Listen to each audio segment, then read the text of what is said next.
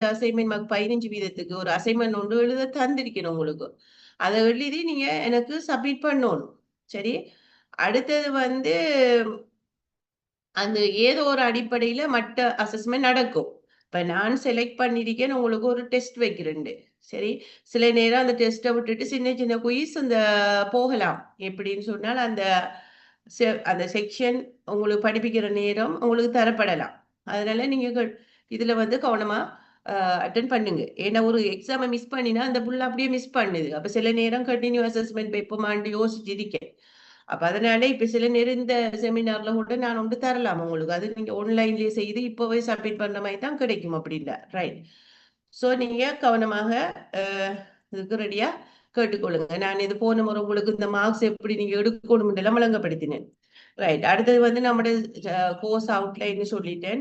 இதுல நம்ம படிச்சது என்னென்னது முதலாவது ஹேண்ட் அவுட்ல செயற்பாடு முகாமைத்துவம் பற்றிய வரைவிலக்கணம். இந்த வரைவிலக்கணங்கள்லாம் என்ன இருக்குது இதுல நான் விளங்கப்படுத்தியெல்லாம் முடிச்சுட்டேன். அப்ப இதை நீங்க வேணுமெண்டா ஒரு செயற்பாடல் முகாமை என்பதனை வரையறுக்குக அப்படின்னு கேட்டா நீங்க ஏதாவது ஒரு வரைவிலக்கணம் எழுதினாலே போதும். சரியா, அதனை விளக்குக என்று சொன்னால் அதை கொஞ்சம் விளக்கணும். சரியானே, அப்ப நீங்க எழுதுற நேரம் இப்ப யாரு கூறின வரை விளக்கணம் அந்த சைட்டேஷனோட எழுதினா ஃபுல் மார்க்ஸ் உங்களுக்கு கிடைக்கும். சரி, அதே போல செயற்பாடு முகாமை பற்றிய வரை விளக்கணம் இந்த கேட்ட வரை விளக்கணத்தில் கூட செயற்பாடு முகாமைத்துவம் என்றால் என்னன்னு கேட்டால் நாங்க அந்த சைட்டேஷன் இல்லாம நீங்க அங்க விளங்கப்படுத்துற விடயங்கள்ல இருந்து அந்த வரவேற்களை போட்டு எழுதலாம். சரி, என்றால் என்னன்னு தானே கேட்காங்க. வரையறுக்கின்றதான் சைட்டேஷனோட எழுதணும். மற்றபடி நீங்க உள்ளீடுகளை விரும்பிய வெளியீடுகளாக மாற்றுகிற செயற்பாடு முகாமைத்துவம் என்றாலே சரி.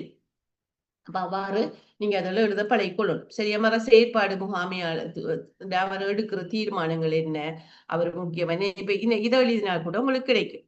சரி, இதுல நான் இப்ப உங்களுக்கு அனுப்புவேன். சரியா, நாங்க போன முறை அந்த ஒரு பாடத்துல பேர்ல ஒரு வாட்ஸ்அப் ஒன்று செஞ்சோம் தானே, அந்த மாதிரி ஒரு வாட்ஸ்அப் ஒன்று இந்த முறையும் பாடத்துக்கு பேர்ல உருவாக்கினா நல்ல, அல்லது போன முறை இருக்கிற அந்த வாட்ஸ்அப் குரூப்ல பாடத்துல நேம மாத்தி அனுப்பி விடுங்களேன் ஒரு ஆள். சரியா, நான் அந்த ஹேண்ட் அவுட் எல்லாம் இன்றைக்கு அப்லோட் பண்ணுவேன் உங்களுக்கு. சரி, அடுத்தது வந்து செயற்பாடு முகாமைத்துவத்தோட அந்த பரிணாம வளர்ச்சி எப்படி இருந்துச்சு, இந்த 3 முகாமைத்துவம் பற்றி நாங்க படிச்சு ஆரம்பத்துல இருந்து மேனுஃபேக்சரிங் மேனேஜ்மெண்ட், பிறகு உற்பத்தி முகாமைத்துவம், பிறகுதான் வந்த கோட்பாடு செயற்பாடு முகாமைத்துவம் எல்லாம் நாங்க படிச்சிட்டோம். சரி, இப்ப அதுல நோட்ஸ் இதெல்லாம் உங்களுக்கு தருவேன் நான். சரியானே, ஓகே, ரைட். அடுத்தது வந்து இதுல பரிணாம வளர்ச்சி எப்படி வளர்ச்சி அடைந்து சென்றிருக்கீங்க, இங்கிலீஷ்லயும் தந்திருக்கேன், தமிழ்லையும் தந்திருக்கேன். சரியா, அப்ப அது எப்படி ஆரம்பத்துல எப்படி இருந்துச்சு, பிறகு 21ஆம் நூற்றாண்டுல எப்படி அது மாற்றம் பெற்றிருக்குன்னு சொல்லி இதுல பார்த்து கொள்ளலாம். ரைட், அதுக்காக வேண்டிய எக்ஸாமுக்கு வந்து இந்த படத்தை கீறி வைக்கிறல்ல. சரியா, நீங்க இதை விளக்கி எழுதணும். அப்ப ஆரம்ப காலத்துல செயற்பாடு முகாமைத்துவம் ஆஹ் கூடுதலாக குறைந்த கிரயம், பாரிய உற்பத்தி அடிப்படையிலான தொழில்நுட்பம், பொருட்கள் மீதான கவனம், உள்நாட்டு சந்தைகளை அடிப்படையாக கொண்டு உற்பத்திகளை மேற்கொண்டது.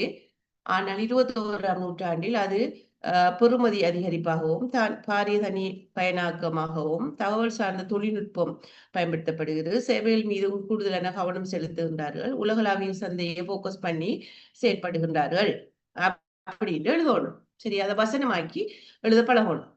சரி, ஓகே. அதே போல நாங்க படிச்சோம் என்னன்னு சொன்னா செயற்பாடு முகாமையாளர்டா யாரு, இது நான் போன முறை கேள்வி கேட்ட பிள்ளைகள்கிட்ட, செயற்பாடு இன்டர்னல் பிள்ளைகிட்ட கேட்டு நான் நினைக்கிறேன்.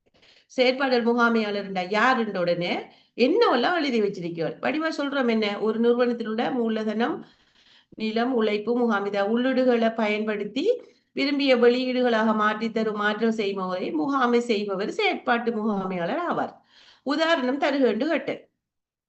சரியா, அத மாதிரி உங்களுக்கு கேட்டேன் நான் பைனான்சியல் மேனேஜ்மெண்ட் நிதி முகாமையாளர் ஆறு உதாரணம் தருகண்டு கேட்டேன். எத்தனை பேர் அது எழுதின நீங்க? ஒவ்வொரு விஷயம் படிக்க கேட்டா அந்த ஆறு ஆறுன்னு படிக்கணும். இப்ப நிதி முகாமையாளர் ஆறு, நிதி தொடர்பான நடவடிக்கைகளை திட்டமிட்டு கட்டுப்படுத்தி செயற்பாடுகளை மேற்கொள்வது நிதி முகாமையாளர். அவருடைய ஒரு உதாரணம் சொல்லுங்கன்னு கேட்டா என்னெல்லாம் எழுதிருக்கீங்க? ஒரு உதாரணம் என்ன? நிதி முகாமையாளர் யாரு? பல்வேறு பெயர்களால் அழைக்கப்படுகிறார் நிறுவனங்கள். அக்கவுண்டன்ட், அக்கவுண்டன்ட்ங்கிறது நிதி முகாமையாளர் தான். பேங்க்ல பேங்க் மேனேஜர். ரைட்? அப்ப அப்படி ஒவ்வொரு இடத்துலயும் ஒவ்வொரு பேர்ல இருக்கும். ஒரு ஒரு யூனியன்ல ஒரு சங்கத்துல யார் அடிப்பார்? பொருளாளர், செயலாளர், சாரி தவிசாளருங்கிறல பொருளாளர். அதாவது என்ன ட்ரெஸரர் என்று சொல்றேன் இங்கிலீஷ்ல. ட்ரெஸரர். அவர்தான் அந்த ஒரு அமைப்பிட ட்ரெஸரர் தான். அதாவது யாருன்னு சொல்றேன் தமிழ்ல என்ன சொன்னா பொருளாளர். அவர்தான் நிதி முகாமையாளர் இருக்கார். அப்ப அந்த நிதி தொடர்பான திட்டமிடல்கள், கட்டுப்படுத்தல்கள், பயிர் அந்த 4 தீர்மானங்கள் இருக்குது. என்ன நிதியை சேகரிக்கிறது, நிதியை முதலீடு செய்யறது, அடுத்தது வந்து தீர்மானங்கள் எடுக்கிறது, நிதி திரவத்தன்மை பற்றிய தீர்மானம் எடுக்கிறது, பங்கு லாபம் பற்றிய தீர்மானம் எடுக்கிறது. கம்பெனின்னா பங்கு லாபம் பற்றிய தீர்மானம் எடுப்பாங்க. கம்பெனி இல்லைன்னு சொன்னா அது வராது. அப்ப அதுக்குதான் சுருக்கமா சொல்ற நிதி தொடர்பான விடயங்களை திட்டமிட்டு ஒழுங்கமைத்து கட்டுப்படுத்தும் முகாமையாளர் நிதி முகாமையாளர். இப்ப போன முறை ஃபெயில் ஆன ஆட்கள் இருப்பீங்க. அப்ப அவங்க என்ன செய்யுங்கன்னா படிங்க. நிதி முகாமையாளர் ஆறு முதல் அட்லீஸ்ட் அது தெரியாம நாம என்னண்டு இந்த பாடம் படிக்க போறோம். நிதி ஒரு சங்கத்துல ஆறு ஒரு தலைவர் நிதி முகாமையாளர் இருக்கார், பொருளாளர், ட்ரெஸரர், அதை சொல்லுங்க. ஒரு பேங்க்ல மேனேஜர், ஒரு கம்பெனில அக்கௌண்டன்ட், ரைட்?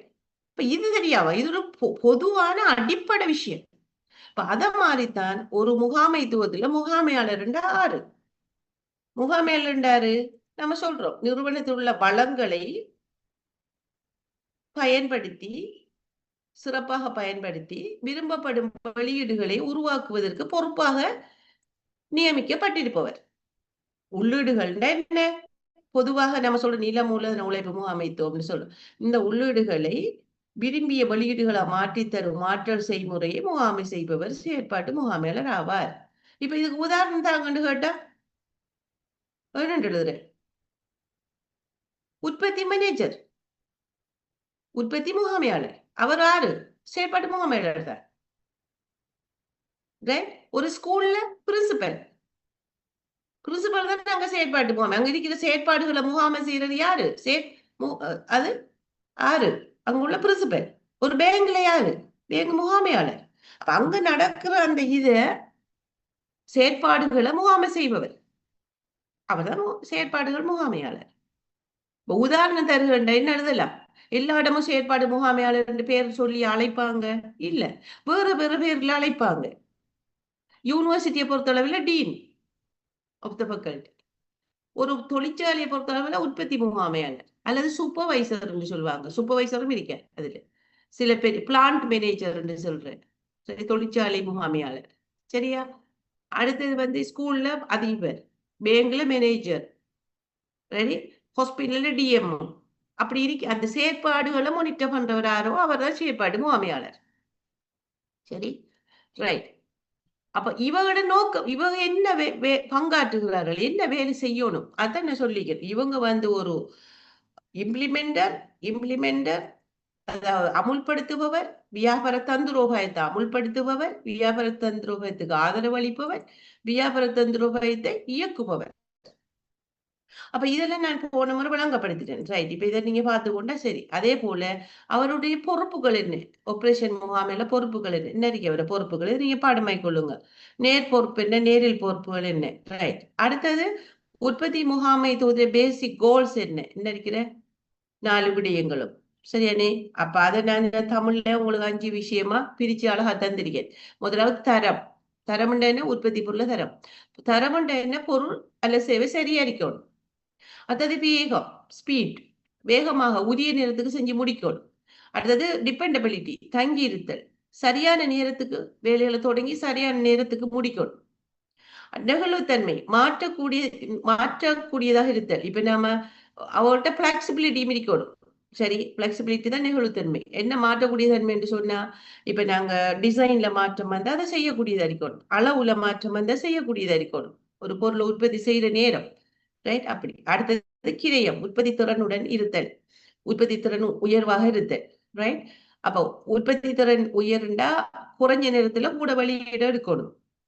அப்பதான் உற்பத்தி திறன். அந்த உற்பத்தி திறன் உயர்வாக இருக்கும். இந்த 5 இருக்கும் என்று சொன்னா ஒரு நிறுவனம் போட்டித்திறனை கொண்டிருக்கு, கம்படிட்டிவ் அட்வான்டேஜ். அப்ப அவரு ஒரு போட்டி, கம்படிட்டிவ்னஸ் இங்கிலீஷ்ல போட்டி தன்மை இருக்கும், போட்டி போடக்கூடியதாக இருப்பாங்க. அப்ப இதை நீங்க எழுதுங்கன்னு சொன்னா இது ஒவ்வொன்றையும் விளக்கணும். சரி, ஓகே. இப்ப நம்ம எப்படி விளக்கலாம்ங்கிறது இன்னொரு வரைபடம் போட்டு அழகா விளக்கப்படுத்து. தமிழ்லயே தந்திருக்கேன் உங்களுக்கு, இங்கிலீஷ்லயும் இருக்கு. உங்களுக்கு இங்கிலீஷ்ல போட தமிழ்ல போட்டீங்க. சரி, இதை நீங்க படிச்சுக்கோங்க. இப்ப இதை ஒவ்வொன்றோட இப்ப உதாரணத்துக்கு வேகம், ஸ்பீடா வேலை செய்யணும்னா வேகமான உற்பத்தி இருக்கணும், குயிக்கா செய்யணும். அப்படின்னா வேகத்தை அடையலாம், அப்ப வேகமாக விநியோகிக்கலாம். கிரயம் குறையரிக்கணும்டா குறைந்தபட்ச செலவு அதிகபட்ச பெறுமதிப்பு. குறைந்தபட்ச செலவு இருக்கணும், பெறுமதி கூட இருக்கணும் அந்த பொருளுக்கு. அப்ப கிரயம் குறையரிக்கணும். கிரயம் குறைய இருந்த என்ன வரும்? குறைந்தபட்ச விலையும் அதிக பெறுமதி. குறைந்தபட்ச விலைண்டா உற்பத்தி செலவு குறையண்டா விலையும் குறையத்தானே, அதான் குறைந்தபட்ச விலை. அப்ப அதே நேரத்துல பெறுமதி உயர்வாக இருக்கணும். இப்படி இந்த ஒவ்வொன்றையும் விளங்கக்கூடியதாக இருக்கணும். இது நான் போன முறை விளங்கப்படுத்திட்டேன். அடுத்தது ஒரு நிறுவனத்துல உற்பத்தி முகாமைத்துவம் செயற்பாடுகள் முகாமைத்துவம் தான் பிரதானமானது. சரி, அந்த செயற்பாடுகள் முகாமைத்துவம் இப்ப நடுவுல போடுங்க, செயற்பாடுகள் முகாமைத்துவம் என்று போடுங்களேன். ஒரு நிறுவனத்துல செயற்பாடுகள் முகாமைத்துவம் தான் முக்கியமானது.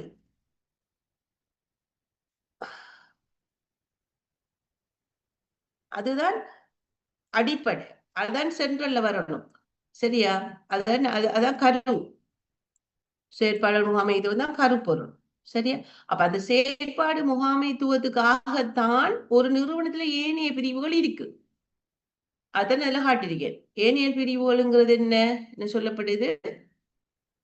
மெயின்டெனன்ஸ் டிபார்ட்மெண்ட், பெறுமதி பராமரிப்பு பகுதி, முகாமைத்துவ தகவல் முறைமை, இன்ஃபர்மேஷன் சிஸ்டம், பப்ளிக் ரிலேஷன்ஸ் மக்கள் தொடர்புகள், மனித வளம் ஹியூமன் ரிசோர்ஸ் மேனேஜ்மெண்ட், கணக்கிடும் நிதியும், கொள்வனவு பர்ச்சேசிங் யூனிட், கணக்கிடும் நிதியும் accounting unit, finance unit, right. அடுத்தது டிஸ்ட்ரிபியூஷன் விநியோகம், அடுத்தது தொழில்துறை இண்டஸ்ட்ரியல் இன்ஜினியரிங், ரைட். பிரிவுகள் காணப்படுகின்றன. அவற்றை சுருக்கமாக விளக்குக. உங்களுக்கு வளமொழி என்ன கேள்வி கேட்டிருக்கின்ற செயற்பாடு முகாமைத்துவம் ஒரு நிறுவனத்துடைய அடிப்படையான முகாமைத்துவம். இதனை சிறப்பாக செய்வதற்காக தான் நிறுவனத்துடைய ஏனைய பிரிவுகள் காணப்படுகின்றன. இதனை சுருக்கமாக விளக்குக என்று கேட்டா நீங்க சொல்லணும். என்ன சொல்லணும்? செயற்பாடு முகாமைத்துவம் ஒரு நிறுவனத்துல அடிப்படையான பொருட்கள் சேவை உருவாக்குகின்ற பராமரிக்கின்றது. அதனை செய்வதற்காக இந்த ஒவ்வொரு மேனேஜ்மெண்ட். இந்த மைக் மியூட் பண்ணுங்க. யாரு? முகாமைத்துவதான் அடிப்படை. இந்த அடிப்படை செயற்பாடு செய்வதற்காகத்தான் ஏனைய துறைகளான இப்படியான துறைகள் காணப்படுகின்றன. இந்த ஒவ்வொரு துறையும் இந்த செயற்பாடு முகாமைத்துவம் செய்வதற்கான ஒவ்வொரு வேலைகளை செய்கின்றன அப்படின்ட்டு நாங்க சொல்லணும். உதாரணமா கொள்வன பகுதியை எடுத்தால் இந்த உற்பத்திக்கு தேவையான மூலப்பொருட்கள், சரியா, உற்பத்திக்கு தேவையான மூலப்பொருட்கள், உப மூலப்பொருள், அடுத்தது போன்றவற்றை கொள்வனவு செய்து தொழிற்சாலைக்கு அனுப்ப வேண்டிய பொறுப்பு இந்த கொள்வனவு பகுதிக்கு உள்ளது. கணக்கீடு நிதியம் என்பது கொள்வனவு செய்யப்பட்ட மூலப்பொருட்களுக்கான நிதியை செலவை உரிய வேலைக்கு கொடுத்து முடிக்க வேண்டும். அத்தோடு அங்கு வேலை செய்கின்ற ஊழியர்களுக்கான சம்பளங்களையும் உரிய டைமுக்கு கொடுக்க வேண்டும். அதற்காகத்தான் கணக்கீடு நிதியம் என்ற பகுதி காணப்படுகின்றது. அப்படின்னு ஒவ்வொன்றா எழுதி வரணும். சரியா? இப்ப இப்படி ஒரு கேள்வி வந்தாலும் தெரியும் தானே உங்களுக்கு. உங்களுக்கு இப்ப இந்த வரைபடத்துக்கு கண்டு கேட்கிறியா? இல்ல. இப்ப எப்படி கேள்வி வரும் சொன்னா இப்ப இந்த வரைபடத்தை வச்சு ஒரு கேள்வி வரும். அதை இப்ப நான் சொன்ன மாதிரி ஒரு நிறுவனத்துல அடிப்படையான முகாமைத்துவம், செயற்பாடுகள் முகாமைத்துவம். இந்த செயற்பாடுகள் முகாமைத்துவத்தை சிறப்பாக செய்வதற்காக வேண்டி ஒரு நிறுவனத்தில் பல்வேறுபட்ட பிரிவுகள் காணப்படுகின்றன. அவற்றை சுருக்கமாக விளக்குக. இந்த கேள்விக்கு ஆன்சர் பண்றதுக்கு இந்த வரைபடம் உங்களோட கண்ணுக்குள்ள வரணும். அப்ப அடிப்படை வேலை என்ன? செயற்பாடு முகாமை. அதனால மத்தியில இருக்கு. ஏனே அந்த துறைகள் எல்லாம் அதை நீங்க ஒரு பந்தியாக எழுதணும். நான் சொன்ன மாதிரி. சரியா? ரைட். அப்ப அதுக்குதான் இந்த வரைபடங்கள் தாரு. அதே போல இந்நிறுவனத்துல அதனால நிறுவனத்துல பாருங்க, நிறுவன கட்டமைப்பில் செயற்பாடுகள் முகாமைத்துவம். இப்ப ஆர்கனைசேஷனல் ஸ்ட்ரக்சர்ன்னு படிச்சிருப்பீங்க. அதுல செயற்பாடுகள் முகாமைத்துவம் எங்க போடணும்? அத இப்படி நடுவுல போடணும். செயற்பாடுகள் முகாமைத்துவம் இங்க இருக்கு பாருங்க, நடுவுல. இங்க இடது பக்கத்துல நிதி முகாமைத்துவம் இருக்கு. சாரி, இடது பக்கத்துல வலது பக்கத்துல சந்தைப்படுத்தல் முகாமைத்துவம் இருக்கு. அப்ப என்னன்னா ஒரு நிறுவனத்துல இந்த 3 முகாமைத்துவமும் மிகவும் பிரதானமானது. செயற்பாடுகள் முகாமைத்துவம் என்னன்னா ஒரு வேலையை செஞ்சு முடிக்கணும். இப்ப அப்படின்னு கேள்வி வந்திருக்கு பாஸ் பேப்பர்ல. எப்படி கேள்வி வந்திருக்கு? ஒரு செயற்பாடுகள் முகாமைத்துவமானது நிதி முகாமைத்துவத்துடனும் சந்தைப்படுத்தல் முகாமைத்துவத்துடனும் மிகவும் நெருக்கமான தொடர்பை கொண்டிருத்தல் வேண்டும். ஏன்? விளக்குக. ஏன்? விளக்குக. இப்ப என்னன்னு விளக்க போறீங்க? இப்ப செயற்பாடு முகாமைத்துவம் என்ன செய்யுதுன்னு விளங்கினாதான் அதை விடுதலை. செயற்பாடு முகாம் இதை என்ன செய்து நிறுவனத்தில் உள்ள வளங்களை பயன்படுத்தி விரும்பிய வெளியீடுகளாக மாற்றித்தரும் மாற்றல் செய்முறையை முகாம செய்யுது. அப்ப அவர் உற்பத்தி பொருள் குடை ஒன்றை உற்பத்தி செய்யணும்டா அந்த குடைய உற்பத்தி செஞ்சு கொடுக்கணும். யாரு குடைய உற்பத்தி செஞ்சு கொடுக்கணும்? செயற்பாடுகள் முகாமைத்துவம் தொழிற்சாலையை இயக்கணும். அந்த தொழிற்சாலையில பராமரிப்பு வேலை அதாவது அவர் தான் சூப்பர்வைசர். அப்ப அந்த ஃபேக்டரியில இப்ப இன்னைக்கு 10,000 குடைகளை ஒரு மாசத்துக்குள்ள உற்பத்தி செய்யணும்டா அந்த 10,000 குடைகளையும் ஒரு மாசத்துக்குள்ள உற்பத்தி செய்யற பொறுப்பு வந்து செயற்பாடு முகாமையாளருக்கு இருக்கு. இப்ப நிதி முகாமையாளர் என்ன செய்யணும்?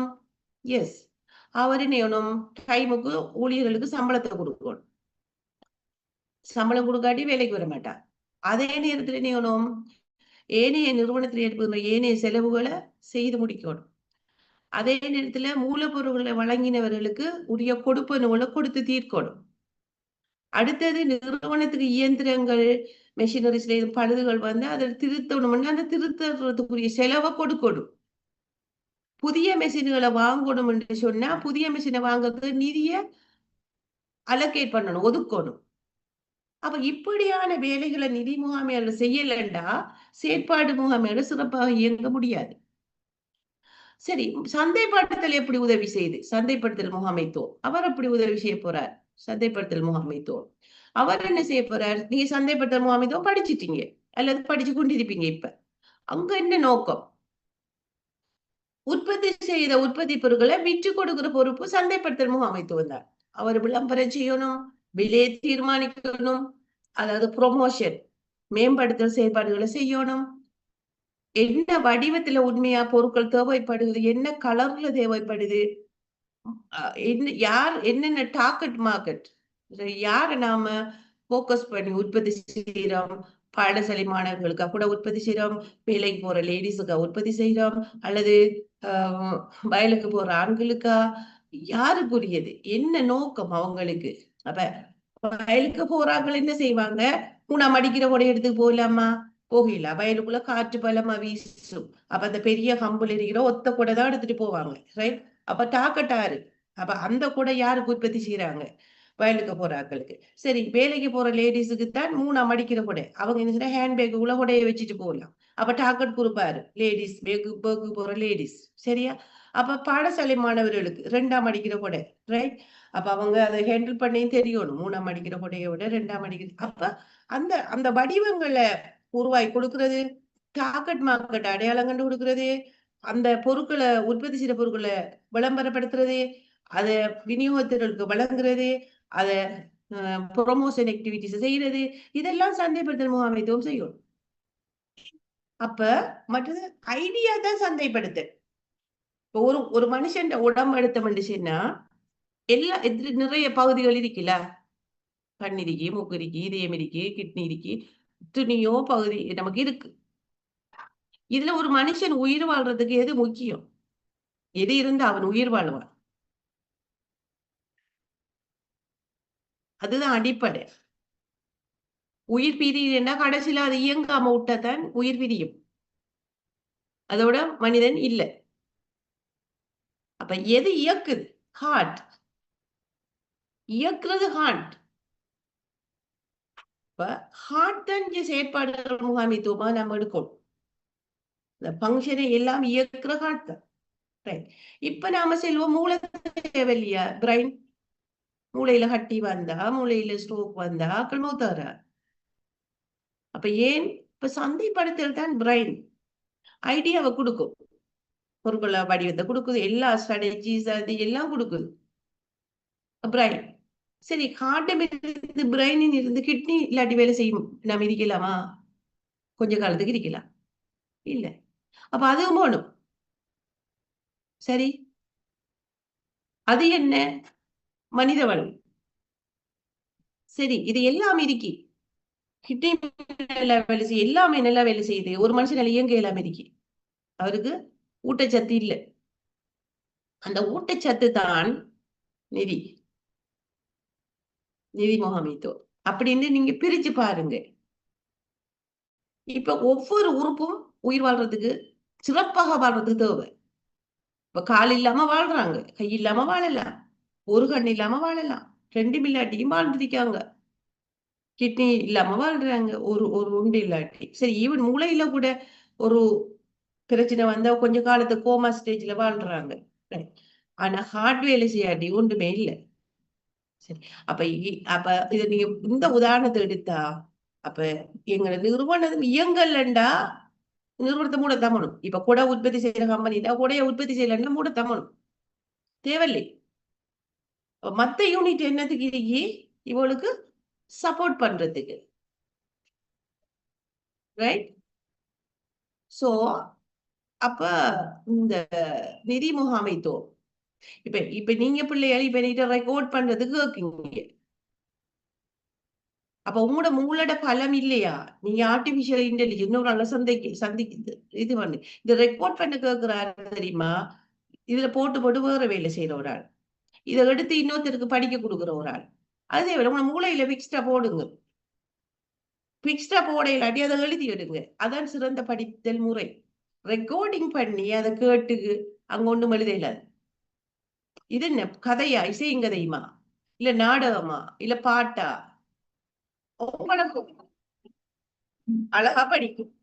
வராம பேப்பர்ல ஆன்சர் எழுத தெரியாமல கடிதம் ஒன்று எழுதி வைக்கிறேன். எனக்கு உமாக்கு ஜோம் இல்ல, புள்ளைக்கு ஜோம் இல்ல, என்ன பாஸ் ஆகுங்கண்டு. இது என்ன பிசினஸ் நடக்குது? அப்படி செய்ய இயலாது. அப்படி செஞ்சு பழக்கவும் இல்ல. எனக்கு எனக்கு 28 வருஷம் சர்வீஸ்ல இருக்கேன் நான். இந்த கடிதம் எல்லாம் நான் பார்க்கிறதே இல்ல. சரியானே? இப்ப என்னன்னு சொன்ன நோக்கம் என்னன்னா, நான் செயற்பாடு முகாமா படிச்சு குடுக்குற ஒரு ஆள். எந்த நோக்கம் என்ன? தரமான பொருட்கள வெளியிடணும். வெளியிட வரணும். ஒரு யூனிவர்சிட்டின்ற எண்ணத்துக்கு இருக்கி. என்னத்துக்கு யூனிவர்சிட்டி? ஏன் சிடிபிஎல் இயங்குது? தரமான பட்டதாரிகளை உருவாக்கி கொடுக்கிறதுக்கு. என்னத்துக்கு உருவாக்கி கொடுக்கும்? நாட்டுக்கு சேவை செய்யறதுக்கு. இங்க உழைக்கிறதுக்கு இல்ல. உழைக்கிற செகண்டரி நோக்கம் தான். நீங்க மனசுல நினைக்கணும். நாங்களும் அப்படித்தான் கஷ்டப்பட்டு தான் படிச்சு வந்தனாங்க. மனசுல நினைக்கணும், நான் படிச்சு நல்லா ஒரு முதல் நோக்கம் என்ன இருக்கு உங்களோட மனசுல? தொழில் எடுக்கணும், சம்பாதிக்கணும்ண்டு. சம்பாதிக்கிறதுக்கு டீ கடை போடலாம். டீ கடை பிசினஸ் செய்யறவன் எவ்வளவு எடுக்கும் ஒரு நாளைக்கு? சம்பாதிக்கலாம் என்ன வழியாலே. ஆனா நம்மட மூளை வந்து பிரைன் வந்து அந்த பட்டதாரி என்று சொல்ற அளவுக்கு பண்பட்டு இருக்கணும். பட்டதாரிகளை உருவாக்குறேன்னு சொன்னா அவருக்கு நாலேஜ் இருக்கணும், ஸ்கில் இருக்கணும், பிஹேவியர்ல மாற்றம் வரணும். உழைக்கணும். நான் படிச்சு டிகிரி எடுத்து தொழில் எடுத்து உழைக்கணும். அது இல்ல நோக்கம். மக்களுக்கு சேவை செய்யணும். அதன் மூலம் வருமானம் வரணும். இப்ப நான் என்னத்துக்கு இந்த செமினார் நடத்துறேன்? நான் உங்களுக்கு ரெக்கார்டிங் போட்டு போட்ட புகிரிக்கல என்னத்துக்கு நான் 3 மணிதில கதைக்க? வந்த புள்ளிய மோட்டிவேட் பண்ணணும். வராத புள்ளிய வர வைக்கணும். ரெக்கார்டிங் இருந்தா வர மாட்டீங்க ஒருத்தர். சரி, அடுத்த பெட்சுக்கும் அந்த ரெக்கார்டிங் கொடுத்து போட்டு சும்மா இருப்பீங்க. அந்த பிள்ளையும் படிக்க வராது. இது பாடத்துல விஷயத்துக்கு படிப்பீங்க. மத்த ஸ்கில்லையும் நாலேஜையும் நாங்க இப்ப செமினார்லயோ எங்கோ சரி சில சில ஒவ்வொரு பேட்ச்லயும் ஒவ்வொரு உதாரணம் சொல்லுவோம். சில குரூப்புகள குடுப்போம். என்னத்துக்கு குடுப்போம்? மாணவர்கள ஸ்கில்ல வளர்க்கிறது. சரி, கேட்கும் திறன். லிசனிங் முக்கியம். எந்த தொழிலுக்கு போனாலும் லிசனிங் முக்கியம். கேட்கணும்.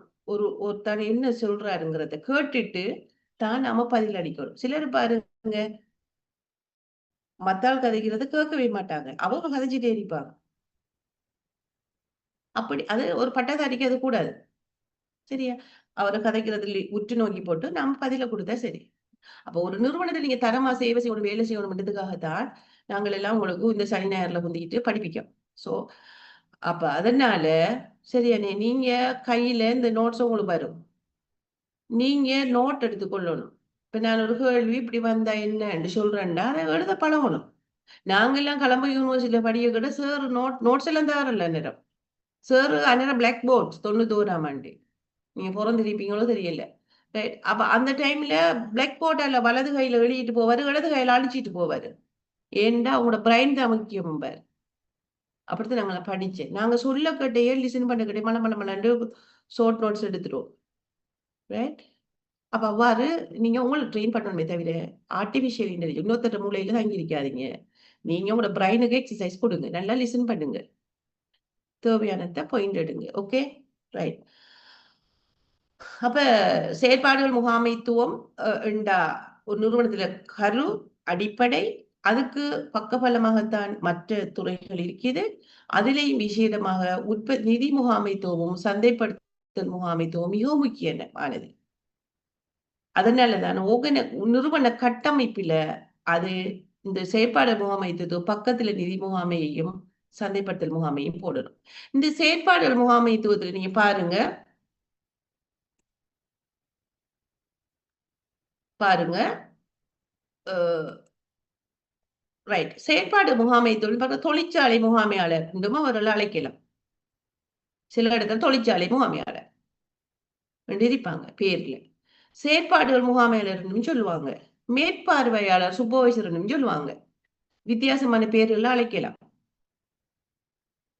ரைட். அப்ப எல்லாம் செயற்பாடு முகாமையாளர் தான். அவரோட பணி என்ன? நெருக்கி உற்பத்தி செய்யணும், தர கட்டுப்பாடு செய்யணும், தரத்தை உறுதிப்படுத்தணும், பொறியியல் என்ஜினியரிங் அது என்னன்னு சொன்னா டிசைன் பண்றது, பொருளை டிசைன் பண்றதுல பொறியியல் சார்ந்த அறிவு அவங்களுக்கு வேணும். இப்ப கூட என்ன நான் சொன்னேன், பெரிய ஒரு கம்பல் இருக்கிற கூட, 3ஆம் அடிக்கிற கூட, 2ஆம் அடிக்கிற கூட, சிறுவர்கள் கூட எத்தனை என்ஜின் டிசைனிங், அதுக்கு பொறியியல். கொள்வனவு, தேவையான மூலப்பொருட்களை உப மூலப்பொருட்களையும் கொள்வனவு செய்யணும். இது பராமரிப்பு. என்ன பராமரிப்பு? இயந்திர சாதனங்கள் சரியா இயங்குதா தொழிற்சாலைக்குள்ள என்று சொல்லி அதை பார்க்கணும். அது பராமரிக்கிறேன்னு சொன்னா அதை பார்த்து ரிப்போர்ட் பண்ணினா பராமரிப்பு யூனிட் வந்து மெயின்டெனன்ஸ் யூனிட்ல உள்ள பொறியியலாளர் அங்குள்ள வேலை செய்கிறார்கள் வந்து அந்த இதை திருத்தி கொடுப்பாங்க. பழுதடைஞ்ச இயந்திரங்கள் சாதனங்களை திருத்தக்கூடிய அந்த நடவடிக்கைகளை மேற்கொள்ளணும். அதே நேரம் தொழிற்சாலையை பராமரிக்கணும், அங்க இருக்க ஊழியர்களை பராமரிக்கணும். ரைட். அப்ப இவ்வளவு வேலையையும் அந்த செயற்பாட்டு முகாமையாளர்கள் செய்வார்கள். அப்ப உங்களுக்கு எக்ஸாமுக்கு செயற்பாட்டு முகாமையாளர் இருந்தார் யார்? உதாரணம் தருக. அவர்களால் ஆற்றப்படுகிற முக்கியமான பணிகள் என்ன சொல்லலாமா? சொல்லலாம். இந்த படம் நினைவுக்குள்ள வந்தா சரி. இந்த படங்கள் போட்டு படிப்புகிறேன்னு அவங்களோட ஞாபகத்துல அந்த அந்த மைண்ட் மேப்னு சொல்றேன். அதை பார்த்த உடனே உங்களுக்கு ரைட், இந்த படத்தை வச்சா நம்ம எழுதலாம் எழுதுறான் பிறகு. சரியா? இப்ப இதை வச்சு எத்தனை கேள்வி கேட்கலாம்? அந்த படத்தை வச்சு இப்படி கேட்கலாம். செயற்பாடு முகாமைத்துவம் என்பது நிறுவனத்தில் ஒரு பிரதானமான அடிப்படையான பணியாகும். அதனை அவர் செயற்பாடு முகாமையாளர் நிதி முகாமையாளருடனும் சந்தைப்படுத்தல் முகாமையாளருடனும் என்ன சொல்றேன், செயற்பாடு முகாமைத்துவமானது நிதி முகாமைத்துவத்துடனும் சந்தைப்படுத்தல் முகாமைத்துவத்துடனும் மிக நெருங்கியமான தொடர்பை கொண்டிருக்க வேண்டும். ஏன்? விளக்குக. அதுதான் இப்ப இவ்வளவு நேரம் நான் கதைச்சேன். அது ஒரு கேள்வி. இன்னொரு கேள்வி எப்படி கேட்கலாம்? செயற்பாடு முகாமைத்துவம் முகாமையாளர் என்றால் யார்? உதாரணம் தருக. எவ்வாறு நிறுவனங்களில் அழைக்கப்படுகின்றார்கள்? அவர்களுடைய பிரதானமான பணிகள் என்ன? இந்த படத்தை பார்த்தா எழுதலாம். அப்ப 2 கேள்வி கேட்கலாம் இந்த படத்தை வச்சு. ரைட். ஓகே. அடுத்தது அதுல விளக்கம் எல்லாம் இருக்கு அதுல. ரைட். இப்ப செயற்பாடு முகாமை பல்வேறுபடுத்துடைய தொடர்புகளை வைத்திருக்கின்ற போதிலும் நிதி சந்தைப்படுத்தல் ஆல்ரெடி நிறைய பாருங்க. இதை போட்டு ஒரு கேள்வி ஒன்று கேட்கலாம். எப்படி கேட்கலாம்? செயற்பாடு முகாமையானது பல்வேறுபட்ட துறைகளுடன் தொடர்புகளை வைத்திருக்கின்ற போதிலும் நிதி சந்தைப்படுத்தல் ஆளணி ஆகிய துறைகளுடன் மிக நெருங்கிய தொடர்பை பேணி வருகின்றது. இந்த வசனத்தை போடுற ஏன் விளக்கு. Right, okay. என்ன அதே போல் அது நீங்க அதை வாய்ச்சி பார்த்தா விளக்கும். சில பாயிண்ட்ஸ் தந்திருக்கணும் நோட்ஸ்ல. ரைட், அதே போல என்ன இதுலயும் இருக்கு பாருங்க. முக்கிய செயற்பாடுகள் யார் செயற்பாடு முகாமைத்துவமும் சந்தைப்படுத்தலும் ஒரு நிறுவனத்துல முக்கியமான 2 செயற்பாடுகள். ஏன் இதுக்குள்ள விளக்கம். இதை வச்சு நீங்க கொஞ்சம் விளக்கணும். செயற்பாடுகள் மற்றும் சந்தைப்படுத்தலுக்கு இடையே நிலையான உரையாடல் நடைபெற வேண்டும். கண்டினியூஸா 2 பேரும் கதைக்கணும். காலை வரையறையில் ஒத்துழைப்பு செய்ய வேண்டும். டைமுக்குள்ள பொருளை உற்பத்தி செய்யணும்னா ஒரு கால வரையறை அதுக்கு ஒத்துழைப்பு செய்யணும்.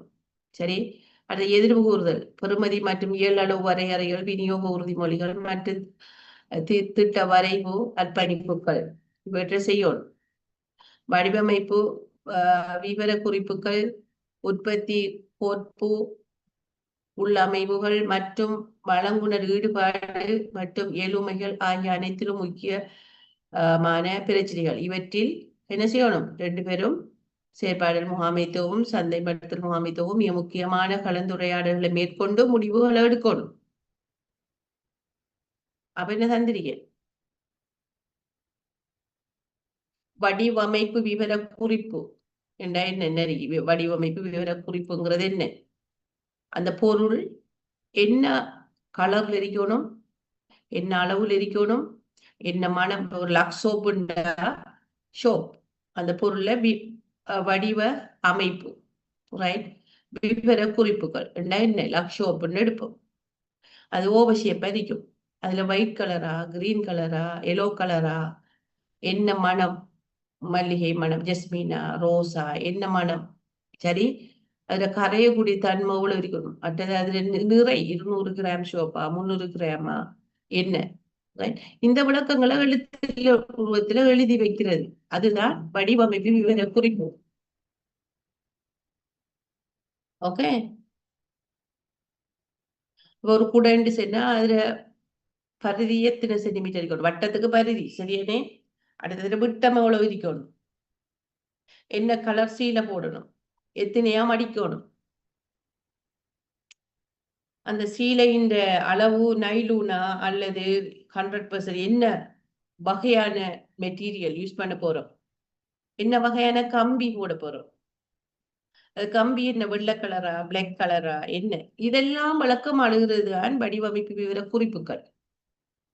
Okay, right. இப்ப சந்தைப்படுத்தலும் செயற்பாடு முகாம் இப்ப இதுல வச்சிருக்க வழி வைக்கலாம். செயற்பாடுகள் முகாமைத்துவமும் சந்தைப்படுத்தல் முகாமைத்துவமும் மிகவும் நெருக்கமான தொடர்புகளை கொண்டிருக்கின்றன. இவர் மிக நெருக்கமான தொடர்பை கொண்டிருக்கின்றன. ஏன் அவற்றை விளக்குக. அப்ப இதை வச்சு மைண்டுக்குள்ள வரணும். இதை வச்சு எழுதினா சரி. Right, okay, thank you. இதோட இந்த முதல் ஹேண்ட் அவுட் நான் திரும்ப ஏன் சொன்னேன் என்றால் இதுல கேள்வி இருக்கு உங்களுக்கு ஃபைனல் எக்ஸாமுக்கு. இப்ப நான் சில கேள்விகள் இப்ப சொல்லிட்டேன் உங்களுக்கு செமினார்லயே எப்படி எப்படி எல்லாம் வரலாம்ண்டு. அப்ப இதுல 20 மார்க்ஸுக்கு உங்களுக்கு கேள்வி இருக்கு.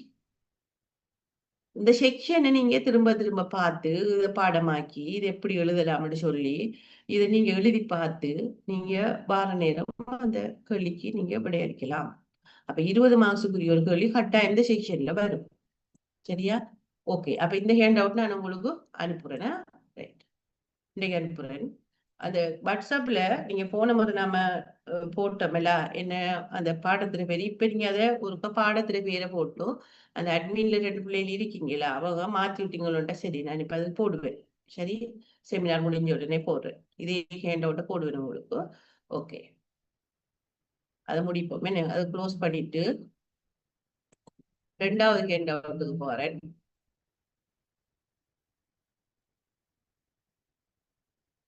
சாப்டர் 2. ரைட், இது செயற்பாடுகள் முகாமைத்துவம். சாரி, செயற்பாடுகள் முறைமை. செயற்பாடுகள் முறை ஆபரேஷன் சிஸ்டம். இப்ப இதுக்கு ஐடில உள்ள ஆபரேஷன் சிஸ்டத்துல எழுதி வச்சிருக்கிறது பிள்ளைகள் இதுக்கு முதல். அப்படி எழுதிடப்படாது.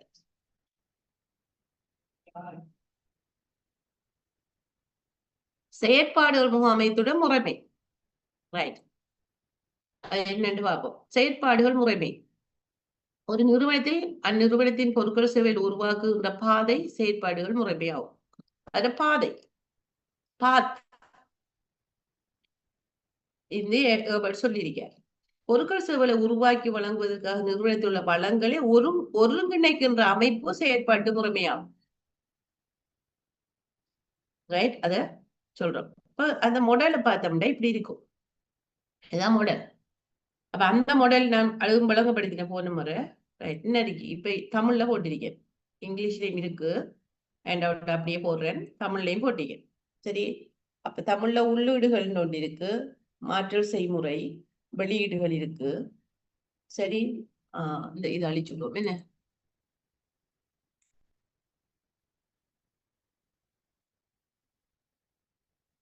ரைட், வெளியீடுகள் இருக்கு. வெயிட்.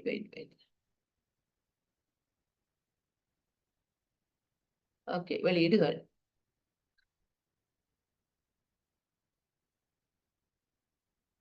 இந்த திரும்ப திரும்ப ஜாயின் பண்ணுதுகளா இல்ல இடையில வந்து செய்றீங்களா எனக்கு விளங்கல. அடிக்கடி இப்ப ஒரு மணித்தியாலம் முடிஞ்சது பிறகு செமினார்ல ஜாயின் பண்றாங்க, ஒரு செக்ஷன் முடிஞ்சு இருக்கிற பிள்ளைகள்லாம் திரும்ப லீவ் ஆகி திரும்ப ஜாயின் பண்ணீங்களா இல்ல புதுசா வந்து ஜாயின் பண்ணாங்களா எனக்கு தெரியல. ரைட், வெளியீடுகள் இங்கே என்னமா விளங்கல. பவர் கட் ஆகி ஏரியாவில் பவர் கட் அடிக்கடி போய் போய் வருது, ரீஜாயின் ஆகப்படுது. எந்த ஏரியாவுல பவர் ஒளிவு இல்லையா? மருதமனை.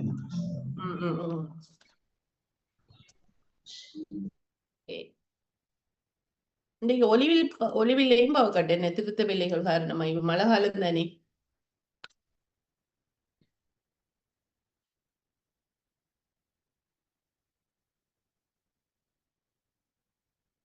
ரைட், இப்ப இந்த வரைபடம் இப்போ உங்களுக்கு இதுவும் கேள்வியில பேப்பர்ல பாஸ் பேப்பர்ல பாருங்க. அது சொல்றாங்க அப்படின்னா கேள்வி எப்படி வரும்டா, ஒரு நிறுவனத்தை தெரிவு செய்க முதலாவது கேள்வி.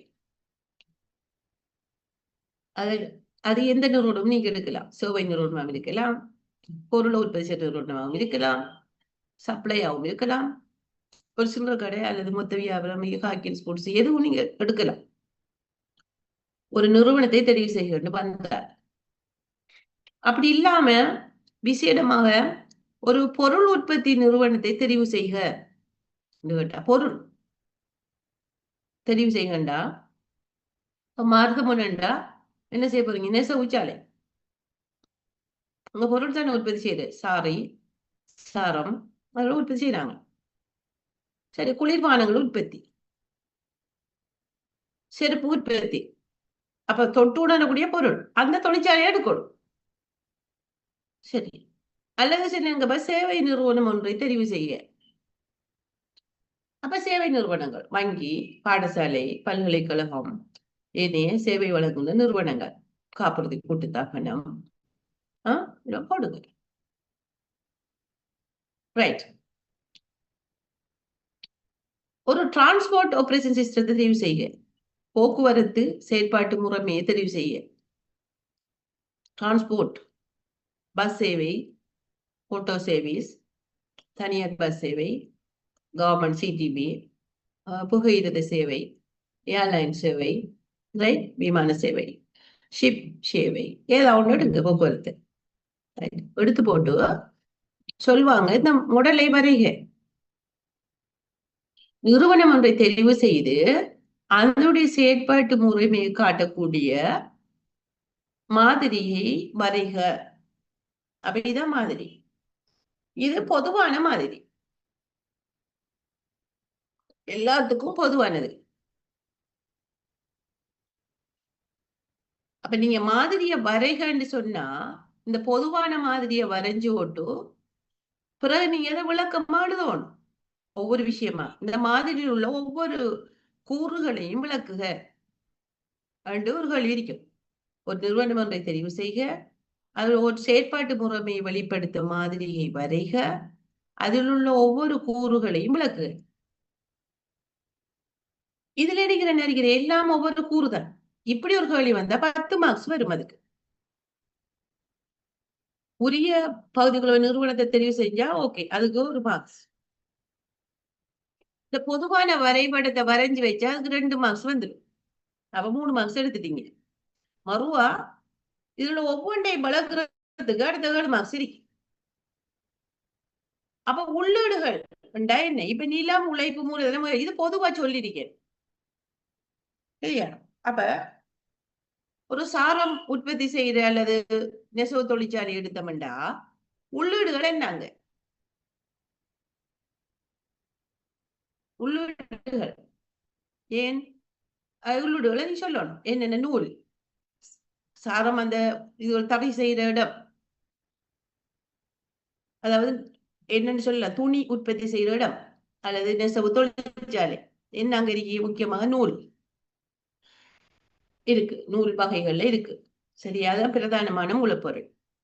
அதுக்கு மேலதிகமாக தான் அந்த டை போடுற அதெல்லாம் இருக்குல்ல, ரைட், அதெல்லாம் இருக்கும். உப மூலப்பொருள் இருக்கும். அது போற இருக்கு தறி, அந்த இயந்திரம் இருக்கு.